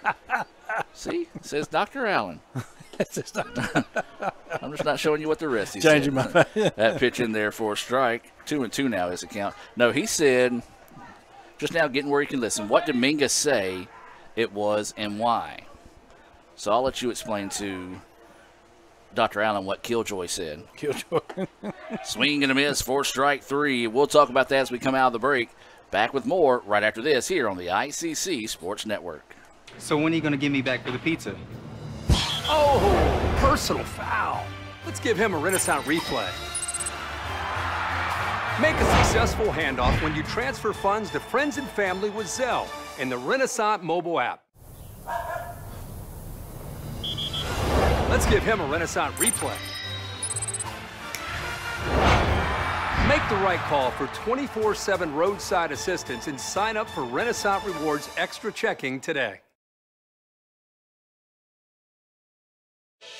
Davis Ford in Fulton is built on customer service. It's been a founding pillar of Davis Ford since opening our doors in 1964. We are proud to announce winning the 2022 Ford President's Award for Customer Service. Davis Ford was the only dealer in Mississippi to achieve this award, marking a record-setting 20th time. Davis Ford would like to say thank you to our valued customers. We wouldn't be here without you and your commitment to us.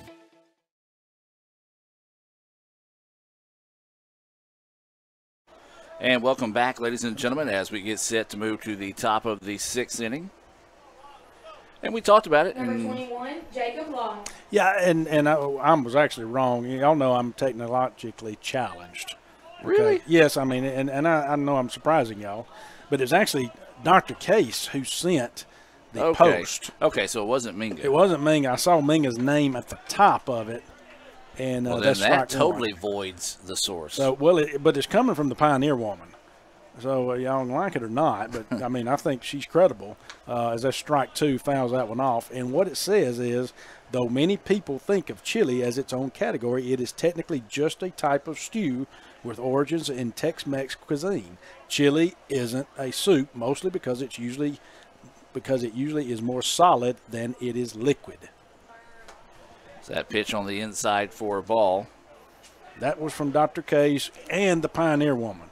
You ever watched her on HGTV? I haven't, but I support her now. Well, Lanny's. So, yeah. So there's strike 3. And, ooh, got to be careful there as the batter kind of got a little jaw in. But also kind of just put the bat at where he thought the pitch was, and the home plate umpire stared him all the way back to the dugout. If you're going to do that, if you're the umpire, you don't stare him down waiting for him to do something. You just either A, go ahead and pull the trigger on it, or B, just let him be. Well, he couldn't see you staring him down because he had his back turned to you. That's true. When he was walking back to the dugout. That There's one is a ground ball down the third base line, and gonna eat it. Yep, he's gonna have to eat that one because it kind of took a bad little hop on him on Jarrett down there. It was one of those ground balls that just stays, I'm talking about just runs just perfectly along the ground, and you know when it gets to you, it's gonna take a little hop, and that one did, and it just took a little bad hop on him and popped up on his chest. So the runner is safe at first. I didn't see the play, so are you gonna call it a hit? My personal opinion would be no. Okay, so we'll call it an error. But there again, that's my opinion. Well, you also think chili is a soup. I so. do. No, I don't. I think chili is chili. Dang it, I thought I had you. You did have me for a minute there. Yeah, so that was an error on the play, E5. Puts the runner at first.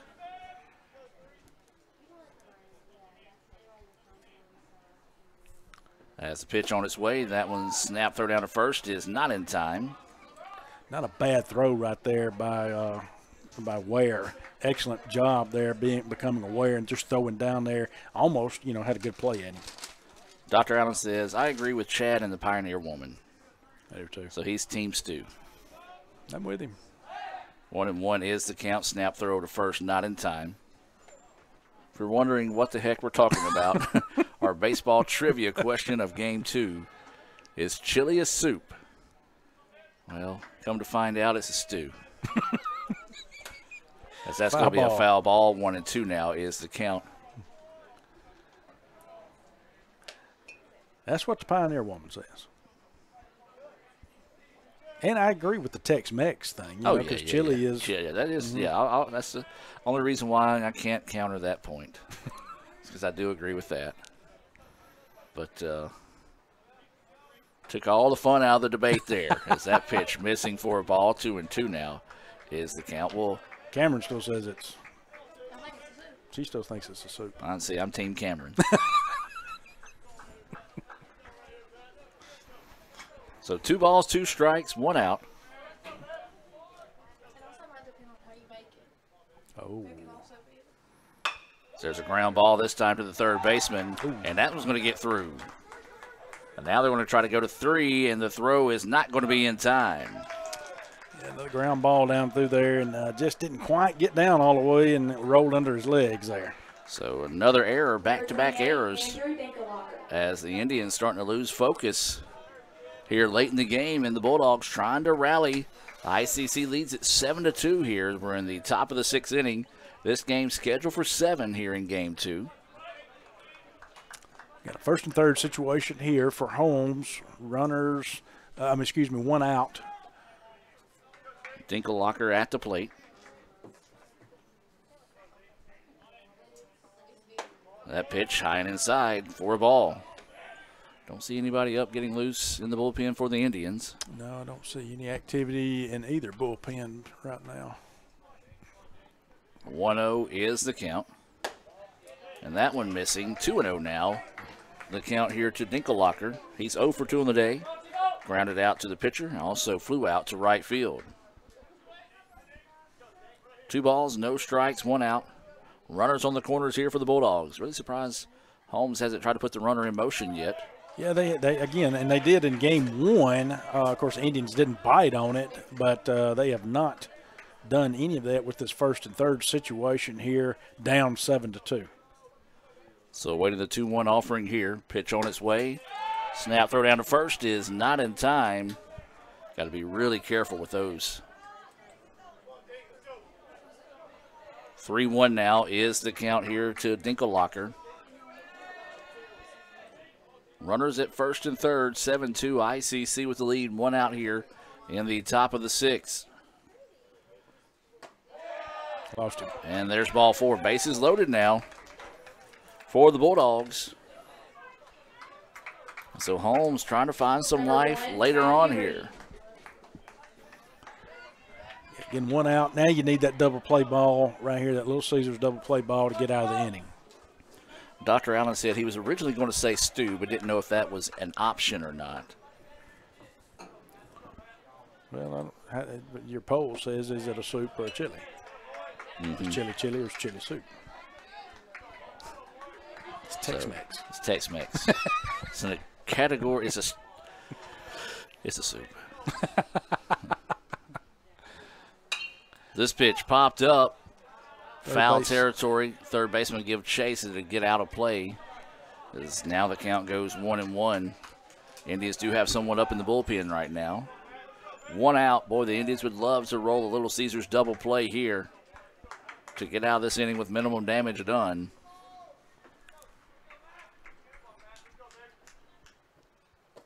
And the dirt. 2-1 now is the count. Bases loaded for the Bulldogs. Indians set up defensively for the double play. You get your corners in. You get your second short shading toward a little more over towards second base to make the flip there. So if they can get that ball, not going to get it, it's going to get through. That's going to allow 1 to score. They're going to try to score 2. No, they're going to keep him over there at third. And so with the defense in, good job of hammering that one through the seam and pushing the run across. It's now 7-3, 1 out. Bases still loaded here for the Bulldogs. Number 8, Nicholas Swain. And we're going to get looks like a call to the bullpen here. So we're going to take a timeout and be back with more right after this. Guaranty Bank, formerly known as First American National Bank, is a proud supporter of ICC athletics. Visit gbtonline.com. Guaranty Bank, we're more than a bank, we're a community. Everyone has a unique story to tell. Maybe your story has you performing your new song in front of a crowd, getting to play your favorite sport, or enjoying a horseback ride in the country. At Orthopedic Institute of North Mississippi, our group of skilled surgeons understand your need to continue your story. That is why we are the preferred choice for orthopedic care. Thank you for choosing us. Our story is you. Orthopedic Institute of North Mississippi. They say Diet Coke is a mom's drink. Well, you copied her jeans, her spin, her shoes, her scrunchie, and whether you realize it or not, her music. Now, copy her drink. Drink what your mama gave you. Hey, honey, could you help me with this? Today tastes like staying in. And it never tasted this good.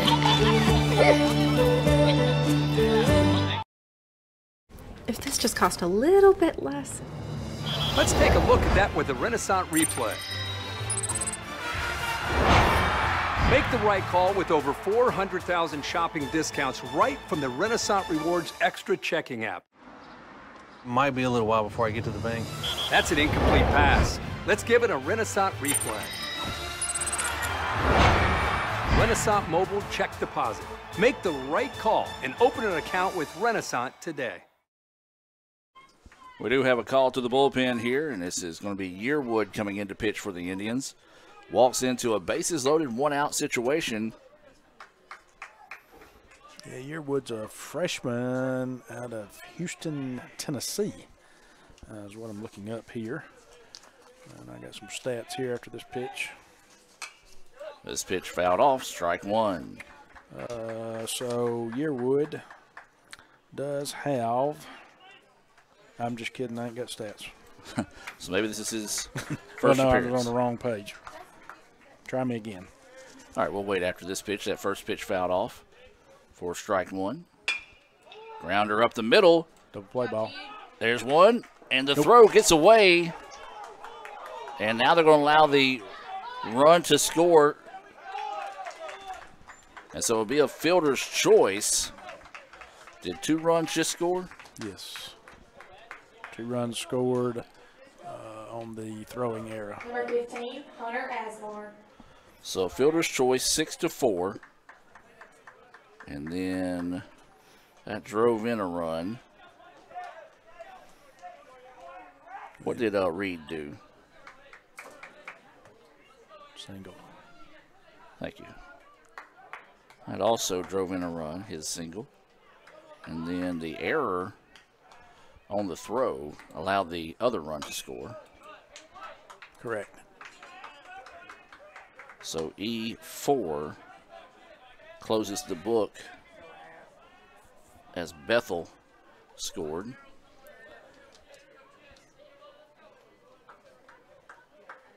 So a fielder's choice and then an error by the Indians allowed the run to score. As this one fouled back. 0-2 now is the count here, as this is Asmar at the plate, and he's been a tough out today in both these games. Do you think the folks at home liked hearing you work through that? Probably not. Swing and a miss for strike 3. If you know me, you know I talk to myself often because nobody else wants to talk to me. 7-5 is your score. We'll head to the bottom of the 6th and be back with more right after this here on the ICC Sports Network. Ankle sprains are one of the most common sports injuries, with an estimated 25,000 occurring every day in the United States. Sprains can happen with any sport, including just walking across the yard. Ankle sprains are most common in ball sports such as basketball, soccer, volleyball, and others. As with any injury, your body quickly sends blood to start healing the process, which leads to the swelling. Rest, ice, compression, elevation, known as RICE, is a good way to treat an ankle sprain. This decreases the swelling, lessens your pain, and allows your body to heal the injury. Studies have shown that the sooner you return to activity, the better and typically the faster you will recover. Depending on the amount of injury to the ligaments, it may be days, weeks, or even months to return to high-intensity sports. Sometimes recovery may be slow, but if it gets better day by day or week by week, you are on the right path. If the ankle seems to stop improving and you just can't get back to your activities, then it's time to come see us at the Orthopedic Institute of North Mississippi. Remember, our story is you. Guaranty Bank, formerly known as First American National Bank, is a proud supporter of ICC athletics. Visit gbtonline.com. Guaranty Bank. We're more than a bank, we're a community.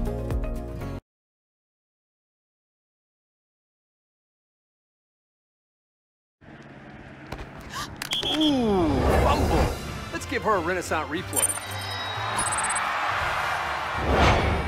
Make the right call with Renaissance and get cell phone protection with Renaissance Rewards Extra Checking. Sign up today.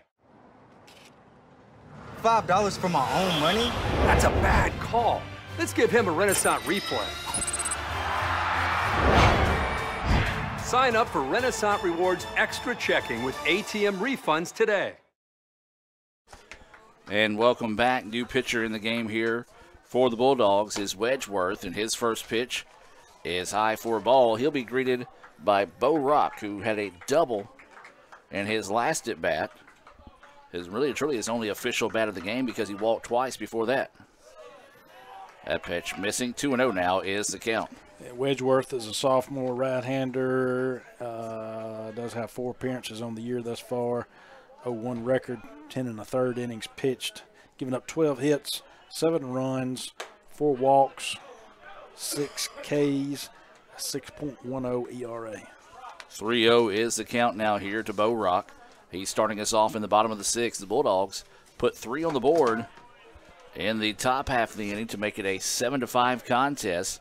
ICC would love to find a way to get those runs back here in the home half of the 6th. That pitch in there for a strike, so now the count goes full. Yeah, Wedgeworth brought this back now to a full count. Got to protect the plate for Bo. And he walks him. Good job there by Bo not to go chase something high and outside. The 3rd time that he'll be walked here in game 2. Number 9, Brock Ware. So this will be Ware coming to the plate.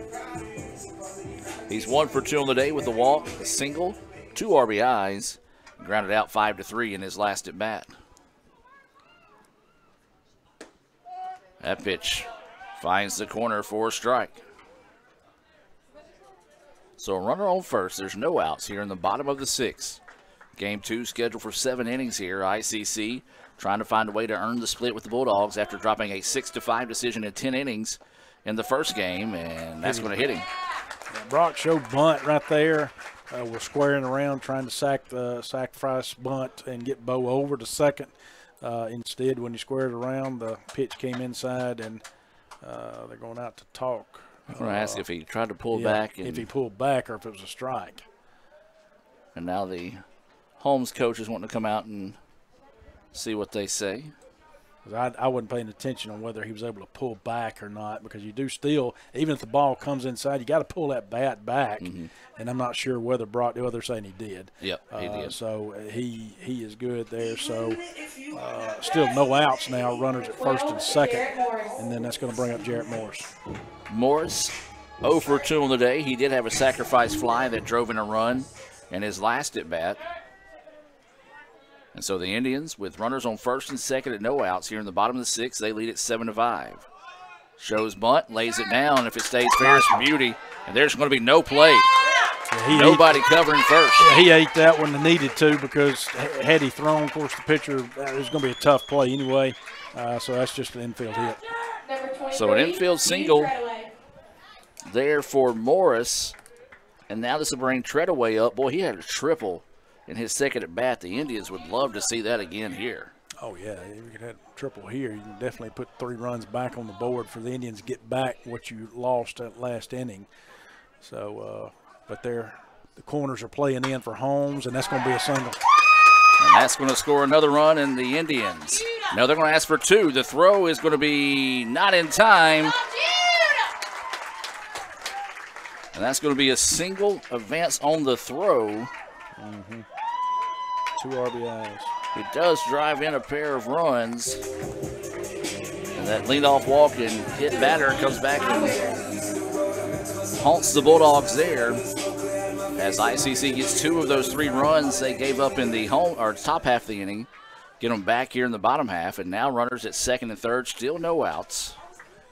And this is going to be Wicker, who is 2 for 3. They got the infield in right now. Holmes does. Again, the runner, Treadway was able to advance, like you said, on the throw, so that got him to second. Still no outs. You got both runners in scoring position here, and so Holmes is going to try to minimize the damage by bringing the infield in. So 1-0 is the count. There's a rip, and it's going to get through, and this is going to score 2. Big time clutch hit there by Wicker, and the Indians go up 11-5. Yeah, and that's the risk at times you play. I mean, with that, it's easy for us to sit up here and look at it, but when you bring the infield in, a good shot like that can get through easily like that, and it did, and so that's going to score 2 runs. So, you know, either way you look at it, that puts the Indians up now 11-5, so they got 4 runs out of this inning thus far and still no outs, Adam. So a big-time play there. They're going to show bunt, lays this one down. And they're going to go over to first, and the sacrifice bunt is successful. And that was Kalen Powell that laid the bunt down. His second sacrifice bunt in a row. That sacrifice bunt being brought to you by the ICC Wesley Foundation, as that is the first out of the inning.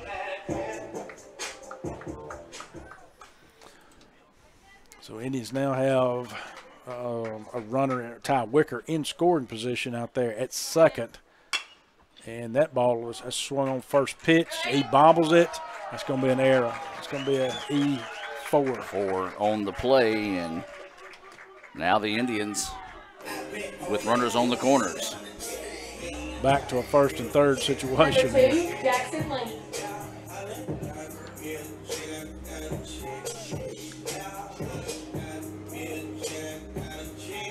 So now back to the top of the lineup we go here. And no activity in the Holmes bullpen, so I don't see anything going on down there, so no sense of urgency on them there with 1 out. That pitch just missing outside for a ball. 1-0 is the count here to Lee. It may be one of those, they're waving the proverbial white flag right now with it being in the bottom of the 6th. That pitch in there for a strike, because you never know. I don't know what their schedule looks like for the end of the week, as they may be thinking they have to move a game up or maybe have to move a game back for pitching-wise, so they may want to try to save some arms here. 1-1 now is the count. That one, a beautiful pitch that slides in there for a strike. 1-2 now is the count here to Lee. He had a sacrifice fly in his last at-bat. He singled in his first. Is grounded out and flew out. In between those. Snap throw over to first, not in time. 1-2 is the count. Runners at first and third here for the Indians. 1 out, bottom of the 6th. ICC up 11-5. And that pitch missing for a ball. 2-2 now is the count. Yeah, held up on that. That breaking pitch that slid outside the strike zone there. So good eye by Lee. So waiting the 2-2 offering. A little hit and run action here. This fly ball out to right field is going to be deep enough to score the run. They're going to try to get the run at first, but they don't. And the Indians add another to the board. And that's his second sacrifice fly in a row. It is. Number 29, Jackson Settlemyers. That sacrifice fly being brought to you by the ICC Wesley Foundation. And now, with 2 outs in the inning, this will bring up Settlemyers. Settlemyers 1 for 2 on the day with a couple of walks. He's doubled and struck out. Yeah, 12-5 lead now for the Indians. 2 outs here. We do have a runner at first base as that's strike 1 to Settlemyers. Yeah, nice pitch coming back and finding the corner of the plate there. 0-1 is the count here to Settlemyers. That pitch a little bit too far outside. 1-1 now is the count.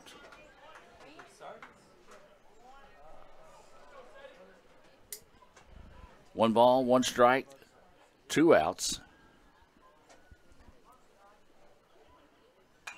This one fouled straight back. 1-2 now is the count. Yeah, quickly down 1-2 right here for Settlemyers.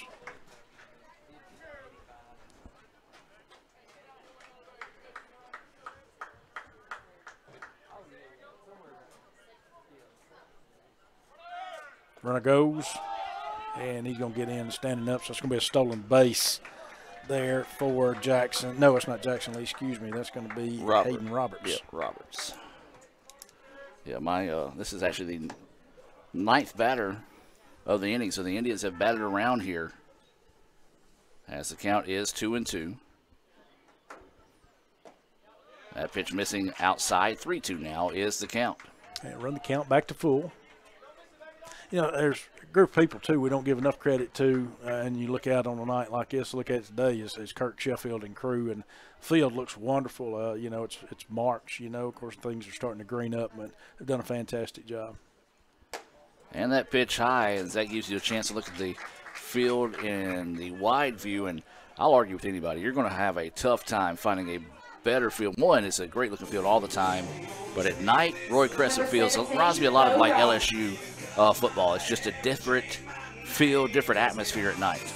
Oh, it's beautiful setting, and of course, I guess they did have somebody sneak up in the bullpen in between when I was saying something, but looks like they're going to make a change. Holmes here on the mound.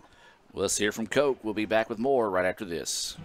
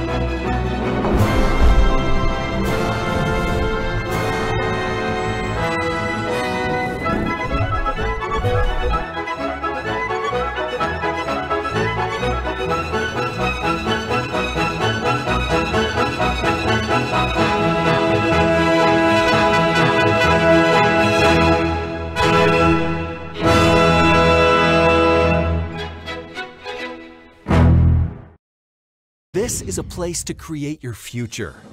And when you get here, you realize you're not alone. You meet new people and make connections. It's not always about knowing exactly where you're going. Sometimes it's about finding your own way. It's working together to build something bigger than ourselves. It's hard work, but lots of fun. We come for the quality education, but we leave with an unparalleled experience. Itawamba Community College. The best start here. Guaranty Bank, formerly known as First American National Bank, is a proud supporter of ICC athletics. Visit gbtonline.com. Guaranty Bank, we're more than a bank, we're a community. And welcome back, as we do have the pitching change here. New pitcher in the game here for the Bulldogs. And Brad, I know you don't like the darkness when you try to read, but once we get that information, let us know. Well, I got it. Drew Newman is the pitcher for Holmes, left-handed freshman out of Brandon, Mississippi. That is ball one right there. And Drew, on the year thus far, has 2 appearances, no decision, only 2 innings pitched, giving up 3 hits, 4 runs, 2 walks, 2 Ks. Big swing and a miss right there, as this is Bo Rock, who got this inning started with the walk and eventually came around to score. Indians have put 5 runs on the board after giving up 3 in the top half of the inning, so a good answer by the Indians. Oh. And that one's going to hit him. That's going to sting. Of course, they're going to got him on the wrist. So that will load the bases again, and yeah, that one hurt. And so that is the second hit batter of the inning, as Brock Ware was hit by a pitch in his at-bat during this inning. And we're back to Brock Ware. And bases are loaded once again, so the Bulldogs trying to find the exit. Indians trying to keep this merry-go-round spinning here with 2 outs in the inning. Umpire was asking for some baseballs, and they were trying to get up some of the equipment as Ware had his catching equipment on. Well, if they get 3 more runs, it's over. That's true, too. Man, Brock, go ahead and send this out of the ballpark. Get 3 runs. If Brock can drive these 3 in, we can just end it now.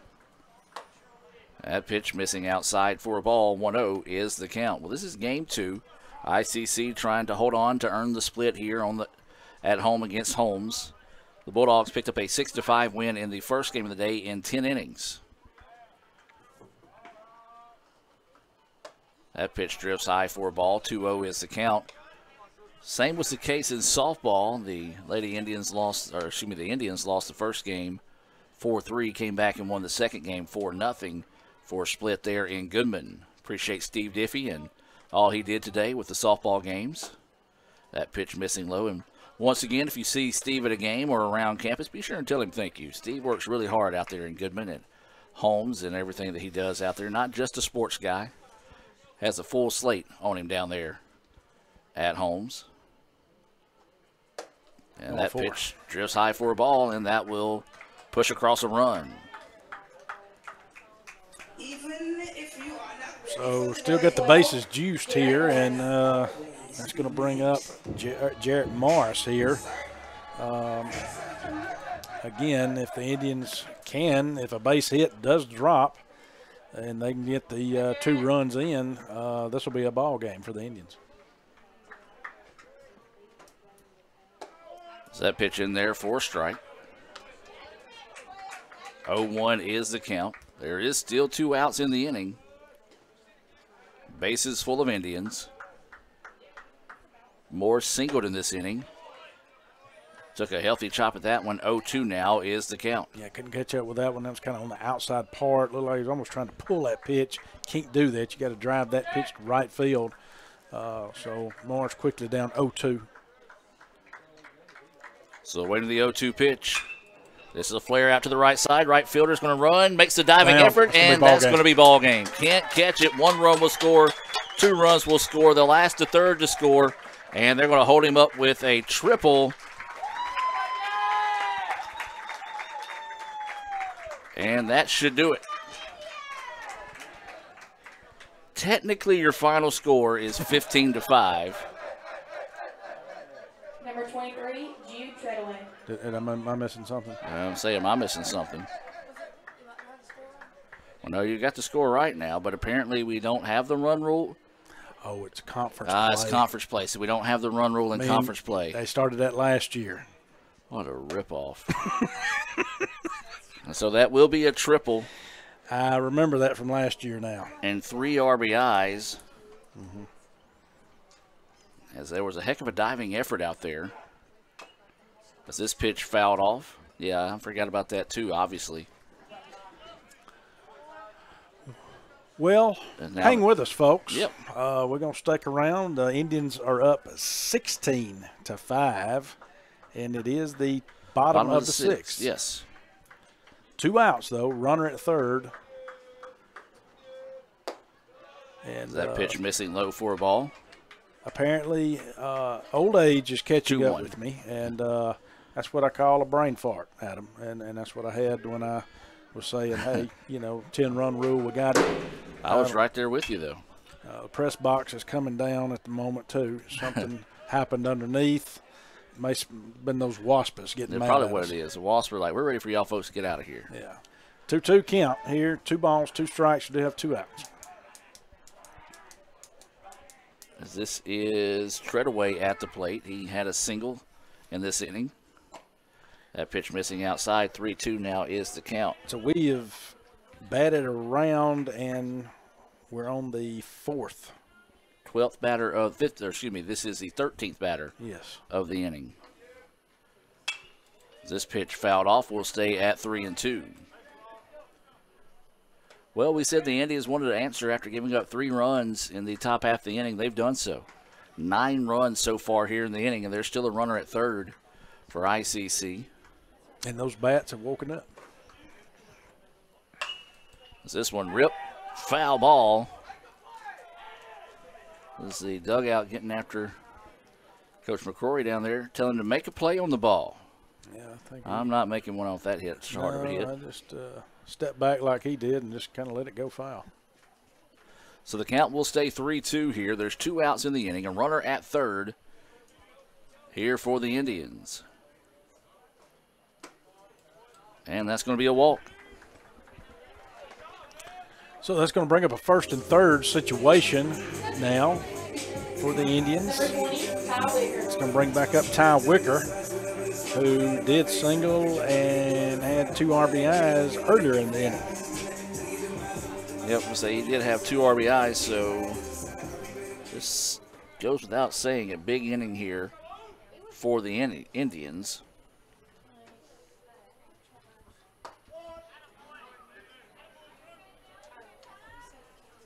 As that pitch in there for a strike, was having to mark all the runs there in the inning on my score sheet.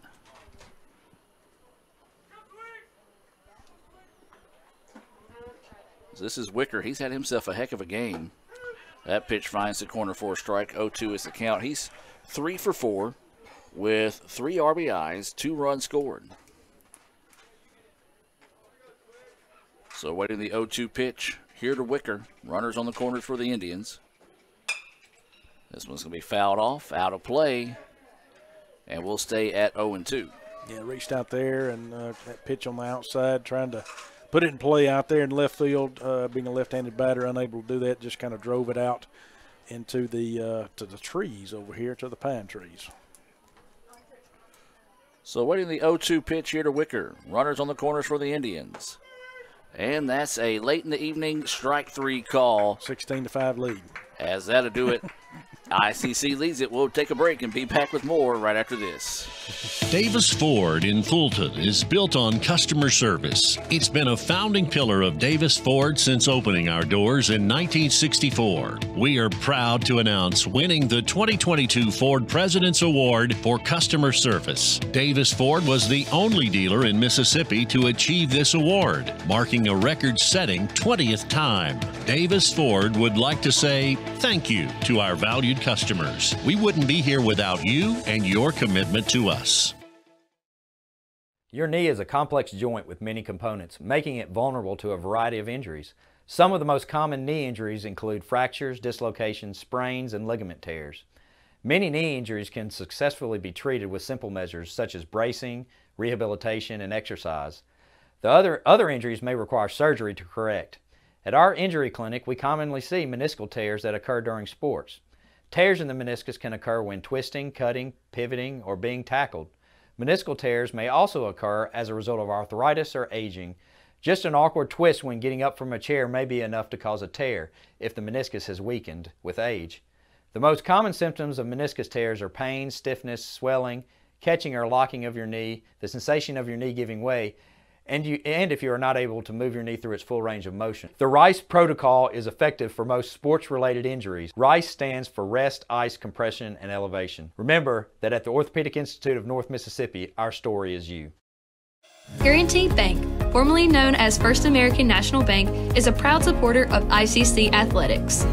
Visit gbtonline.com. Guaranty Bank, we're more than a bank, we're a community.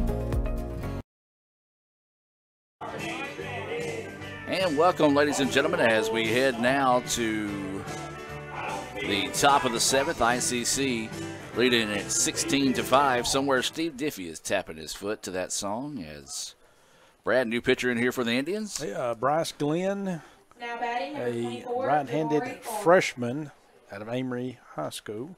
I don't have any stats on him, so this must be his first pitching I believe so. On the year. So an opportunity to come in and impress here and see if he can't get some more opportunities. ICC leads it 16-5 here in the top of the 7th inning. Got a pinch hitter, too, I think. Fastball swung on and missed for a strike. That's number 24 at the plate. Yeah, Jabari Farr coming in to pinch hit. He's a freshman out of Pontotoc. I just want to say, I think that's a Pontotoc kid, as a matter of fact. Swung on and missed for strike 2. 0-2 now is the count. So waiting the 0-2 offering here from Glenn. And the dirt. 1-2 now is the count. So 1 ball, 2 strikes, no outs. We're in the top of the 7th. ICC trying to hang on here and win 16-5.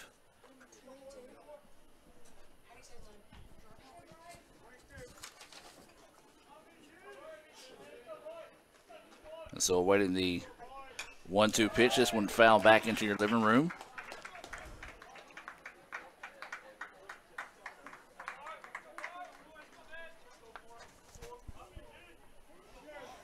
So 1-2 count on Farr. And swings and misses. So that's a Renaissance Bank strikeout there for out number 1. Number 22, Trey Drumheller. And now this will be Drumheller coming to the plate with 1 out and nobody on here in the top of the 7th. All right.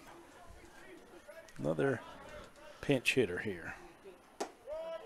Indians made a lot of moves defensively as well, so both these coaches getting an opportunity to get some guys some playing opportunity. Drumheller, a freshman out of Cortland. That pitch in the dirt, 1-1 now is the count. We'll have a abbreviated version of the Renaissance Bank post-game report because I've got to get on the road and head to Jackson. I'd like to get there before sunrise. And you're probably going to stop for a bowl of chili on the way. Soup, yes. As that pitch inside, 2-1 now is the count. 2 balls, 1 strike. Sells chili, doesn't they? They do, but and I can say that because they're not a sponsor. 3-1. Chili. That's what they call it. I don't know if it is either a chili, a soup, nor a stew. As this pitch fouled off, 3-2 now is the count. Yeah. A little early on that pitch, on that swing right there, and just caught it by the end of the bat there, and so dribbled foul down the first base side. Well, they let it roll because it actually was kind of tailing back towards fair territory, but that one eventually just ran out of gas. Yeah, thank you. Chili. Chili. So 3-2 is the count. Got to get some more baseballs in here. 1 out, nobody on here in the top of the 7th. ICC leading it 16-5 here in game 2. There's a dribbler to third, scoops it up, throws it across the way, and that throw is off the mark. And that'll be an error on the Indians. And so just one of those tough plays, probably just should have held on to it. Number 6, Josh Fleming. And so now another batter coming up. This is number 6, I believe, Fleming, coming to the plate with 1 out and a runner on first here for the Bulldogs. Big, healthy swing and a miss there, strike 1. So 0-1 is the count here to Fleming.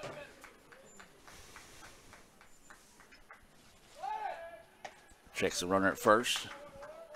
No issue over there as he dives back safely.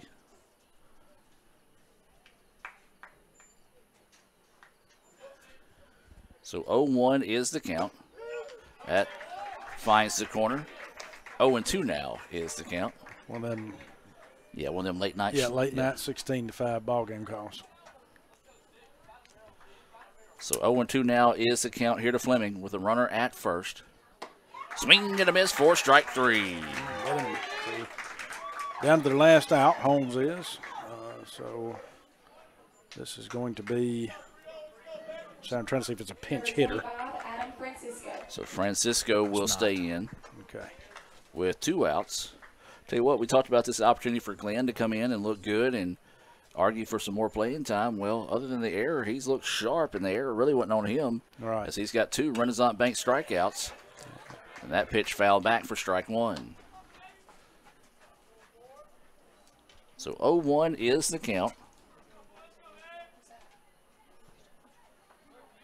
Oh, Dr. Allen kind of just put the nail in the coffin on this argument. Did he? I'll tell you about this. As that ball gets away and the runner will advance. Yeah, to second. So he says, Gore, if you can eat it with a fork, it's not a soup.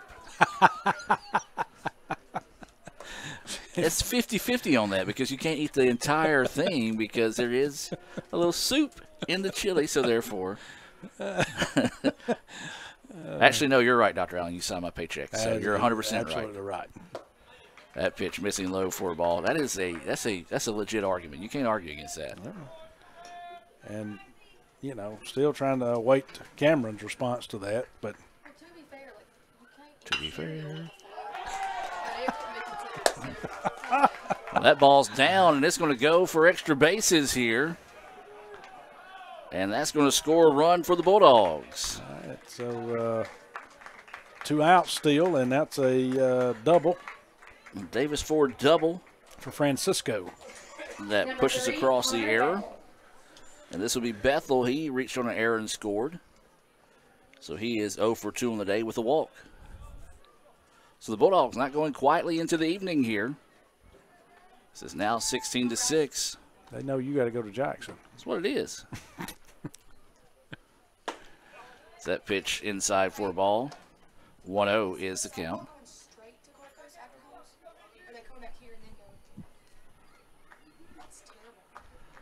So 1-0 is the count. That pitch, wow. Again, another late night, ready to get this game over with strike there. 1-1 now is the count. 16-6 call. Speaking of going to Jackson, I'll be picking Dr. Allen up on the way. I know he loves that trip down to Jackson. Oh, definitely. There's a strike. Ball gets away, was not fouled back, and the runner will advance. Runner at third here. Got 2 strikes. So 2 outs, 2 strikes here. 1-2 count. Runner is at third, but a 16-6 lead here in the top of the 7th inning, which Adam and I figured out. No matter how many you score, we could have 40 on the board. You still got to play it out. Got to play it out in here. Conference play. So waiting the 1-2 pitch here. That one missing outside. 2-2 now is the count to Bethel. Yeah, we thought that the Indians had invoked the mercy rule, but there is none apparently in the game 2. Forgot about it. And that was the perfect way to end the ball game, but the umpire stayed true to his zone and said that was a ball. 3-2 now is the count. He said, well, you know, not going to end it that way. Breaking pitch, and there it is, strike 3. Renaissance Bank strikeout, 3 of them for Glenn, and the Indians battle back to pick up the 16-6 win here in Game 2. Quick timeout. We'll come back with the Renaissance Bank postgame report right after this here from Fulton. Another great Saturday of college football. You're always pushing yourself. There's no time to rest. You keep moving forward. The only thing better than your last accomplishment is your next. What's next? What's next? What's next? So, Allie, what's next? I guess we'll see. Find a bank that's as excited about your future as you are. A bank that asks, what's next? Renaissance Bank, understanding you. And welcome back to the Renaissance Bank postgame report. ICC pulls even with the Bulldogs with a 16-6 win here in Game 2. ICC improves to 9-13. More importantly, 1-3 in conference play. The Bulldogs fall to 9-11, also 1-3 in conference play as well. Bulldogs 6 runs, 7 hits, 2 errors. ICC 16 runs, 11 hits, 4 errors. And Brad, your thoughts on Game 2? Did what I asked at the beginning, which was get the bats going. Let's heat the offense back up.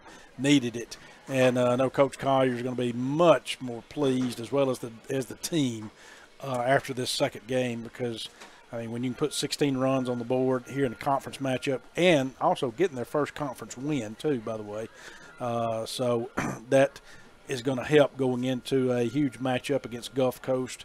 Right now it's on for Saturday. Could be Saturday, could be Sunday. Who knows? It could be Monday. May even be next Thursday. We don't know at this point. Could be at the end of the year. Could be at the end of the year. May not even play it if it don't matter. May not. So, but a great job, though, by the Indian bats, waking those up and, getting the bats going to get some offense on the board. I know that's important, and I know this will come, so I'll go ahead and do mine, and then that way you can finish up with yours. Sam's Town Market star of the game for me is going to be Ty Wicker. Yep. He had 3 singles on the day and 3 RBIs. Excuse me. So mine's going to Ty Wicker. Mine's going to go right there with you. I thought Ty did a great job to really get the bats going for the Indians. Hemmed up that bottom half of the lineup there. So Ty Wicker will be our Samstown Market star of the game. Well, that's going to do it for this evening. As ICC, as we said, splits with the Bulldogs, dropping Game 1 6-5 in 10 innings, rallying to win here in the nightcap, 16-6 in Game 2. We do invite you to join us tomorrow at 1 o'clock as we'll have semifinal regional basketball coming your way from Tougaloo College, as the Lady Indians will take on the Lady Bulldogs of Gulf Coast. That'll be right back here on the Red Channel. So for Dr. Brad Boggs, I'm Adam Gore saying we found out tonight chili is a stew. See you next time here on the ICC Sports Network. Another great Saturday of college football. You're always pushing yourself. There's no time to rest. You keep moving forward. The only thing better than your last accomplishment is your next. What's next? What's next? What's next? So, Allie, what's next? I guess we'll see. Find a bank that's as excited about your future as you are. A bank that asks, what's next? Renaissance Bank, understanding you.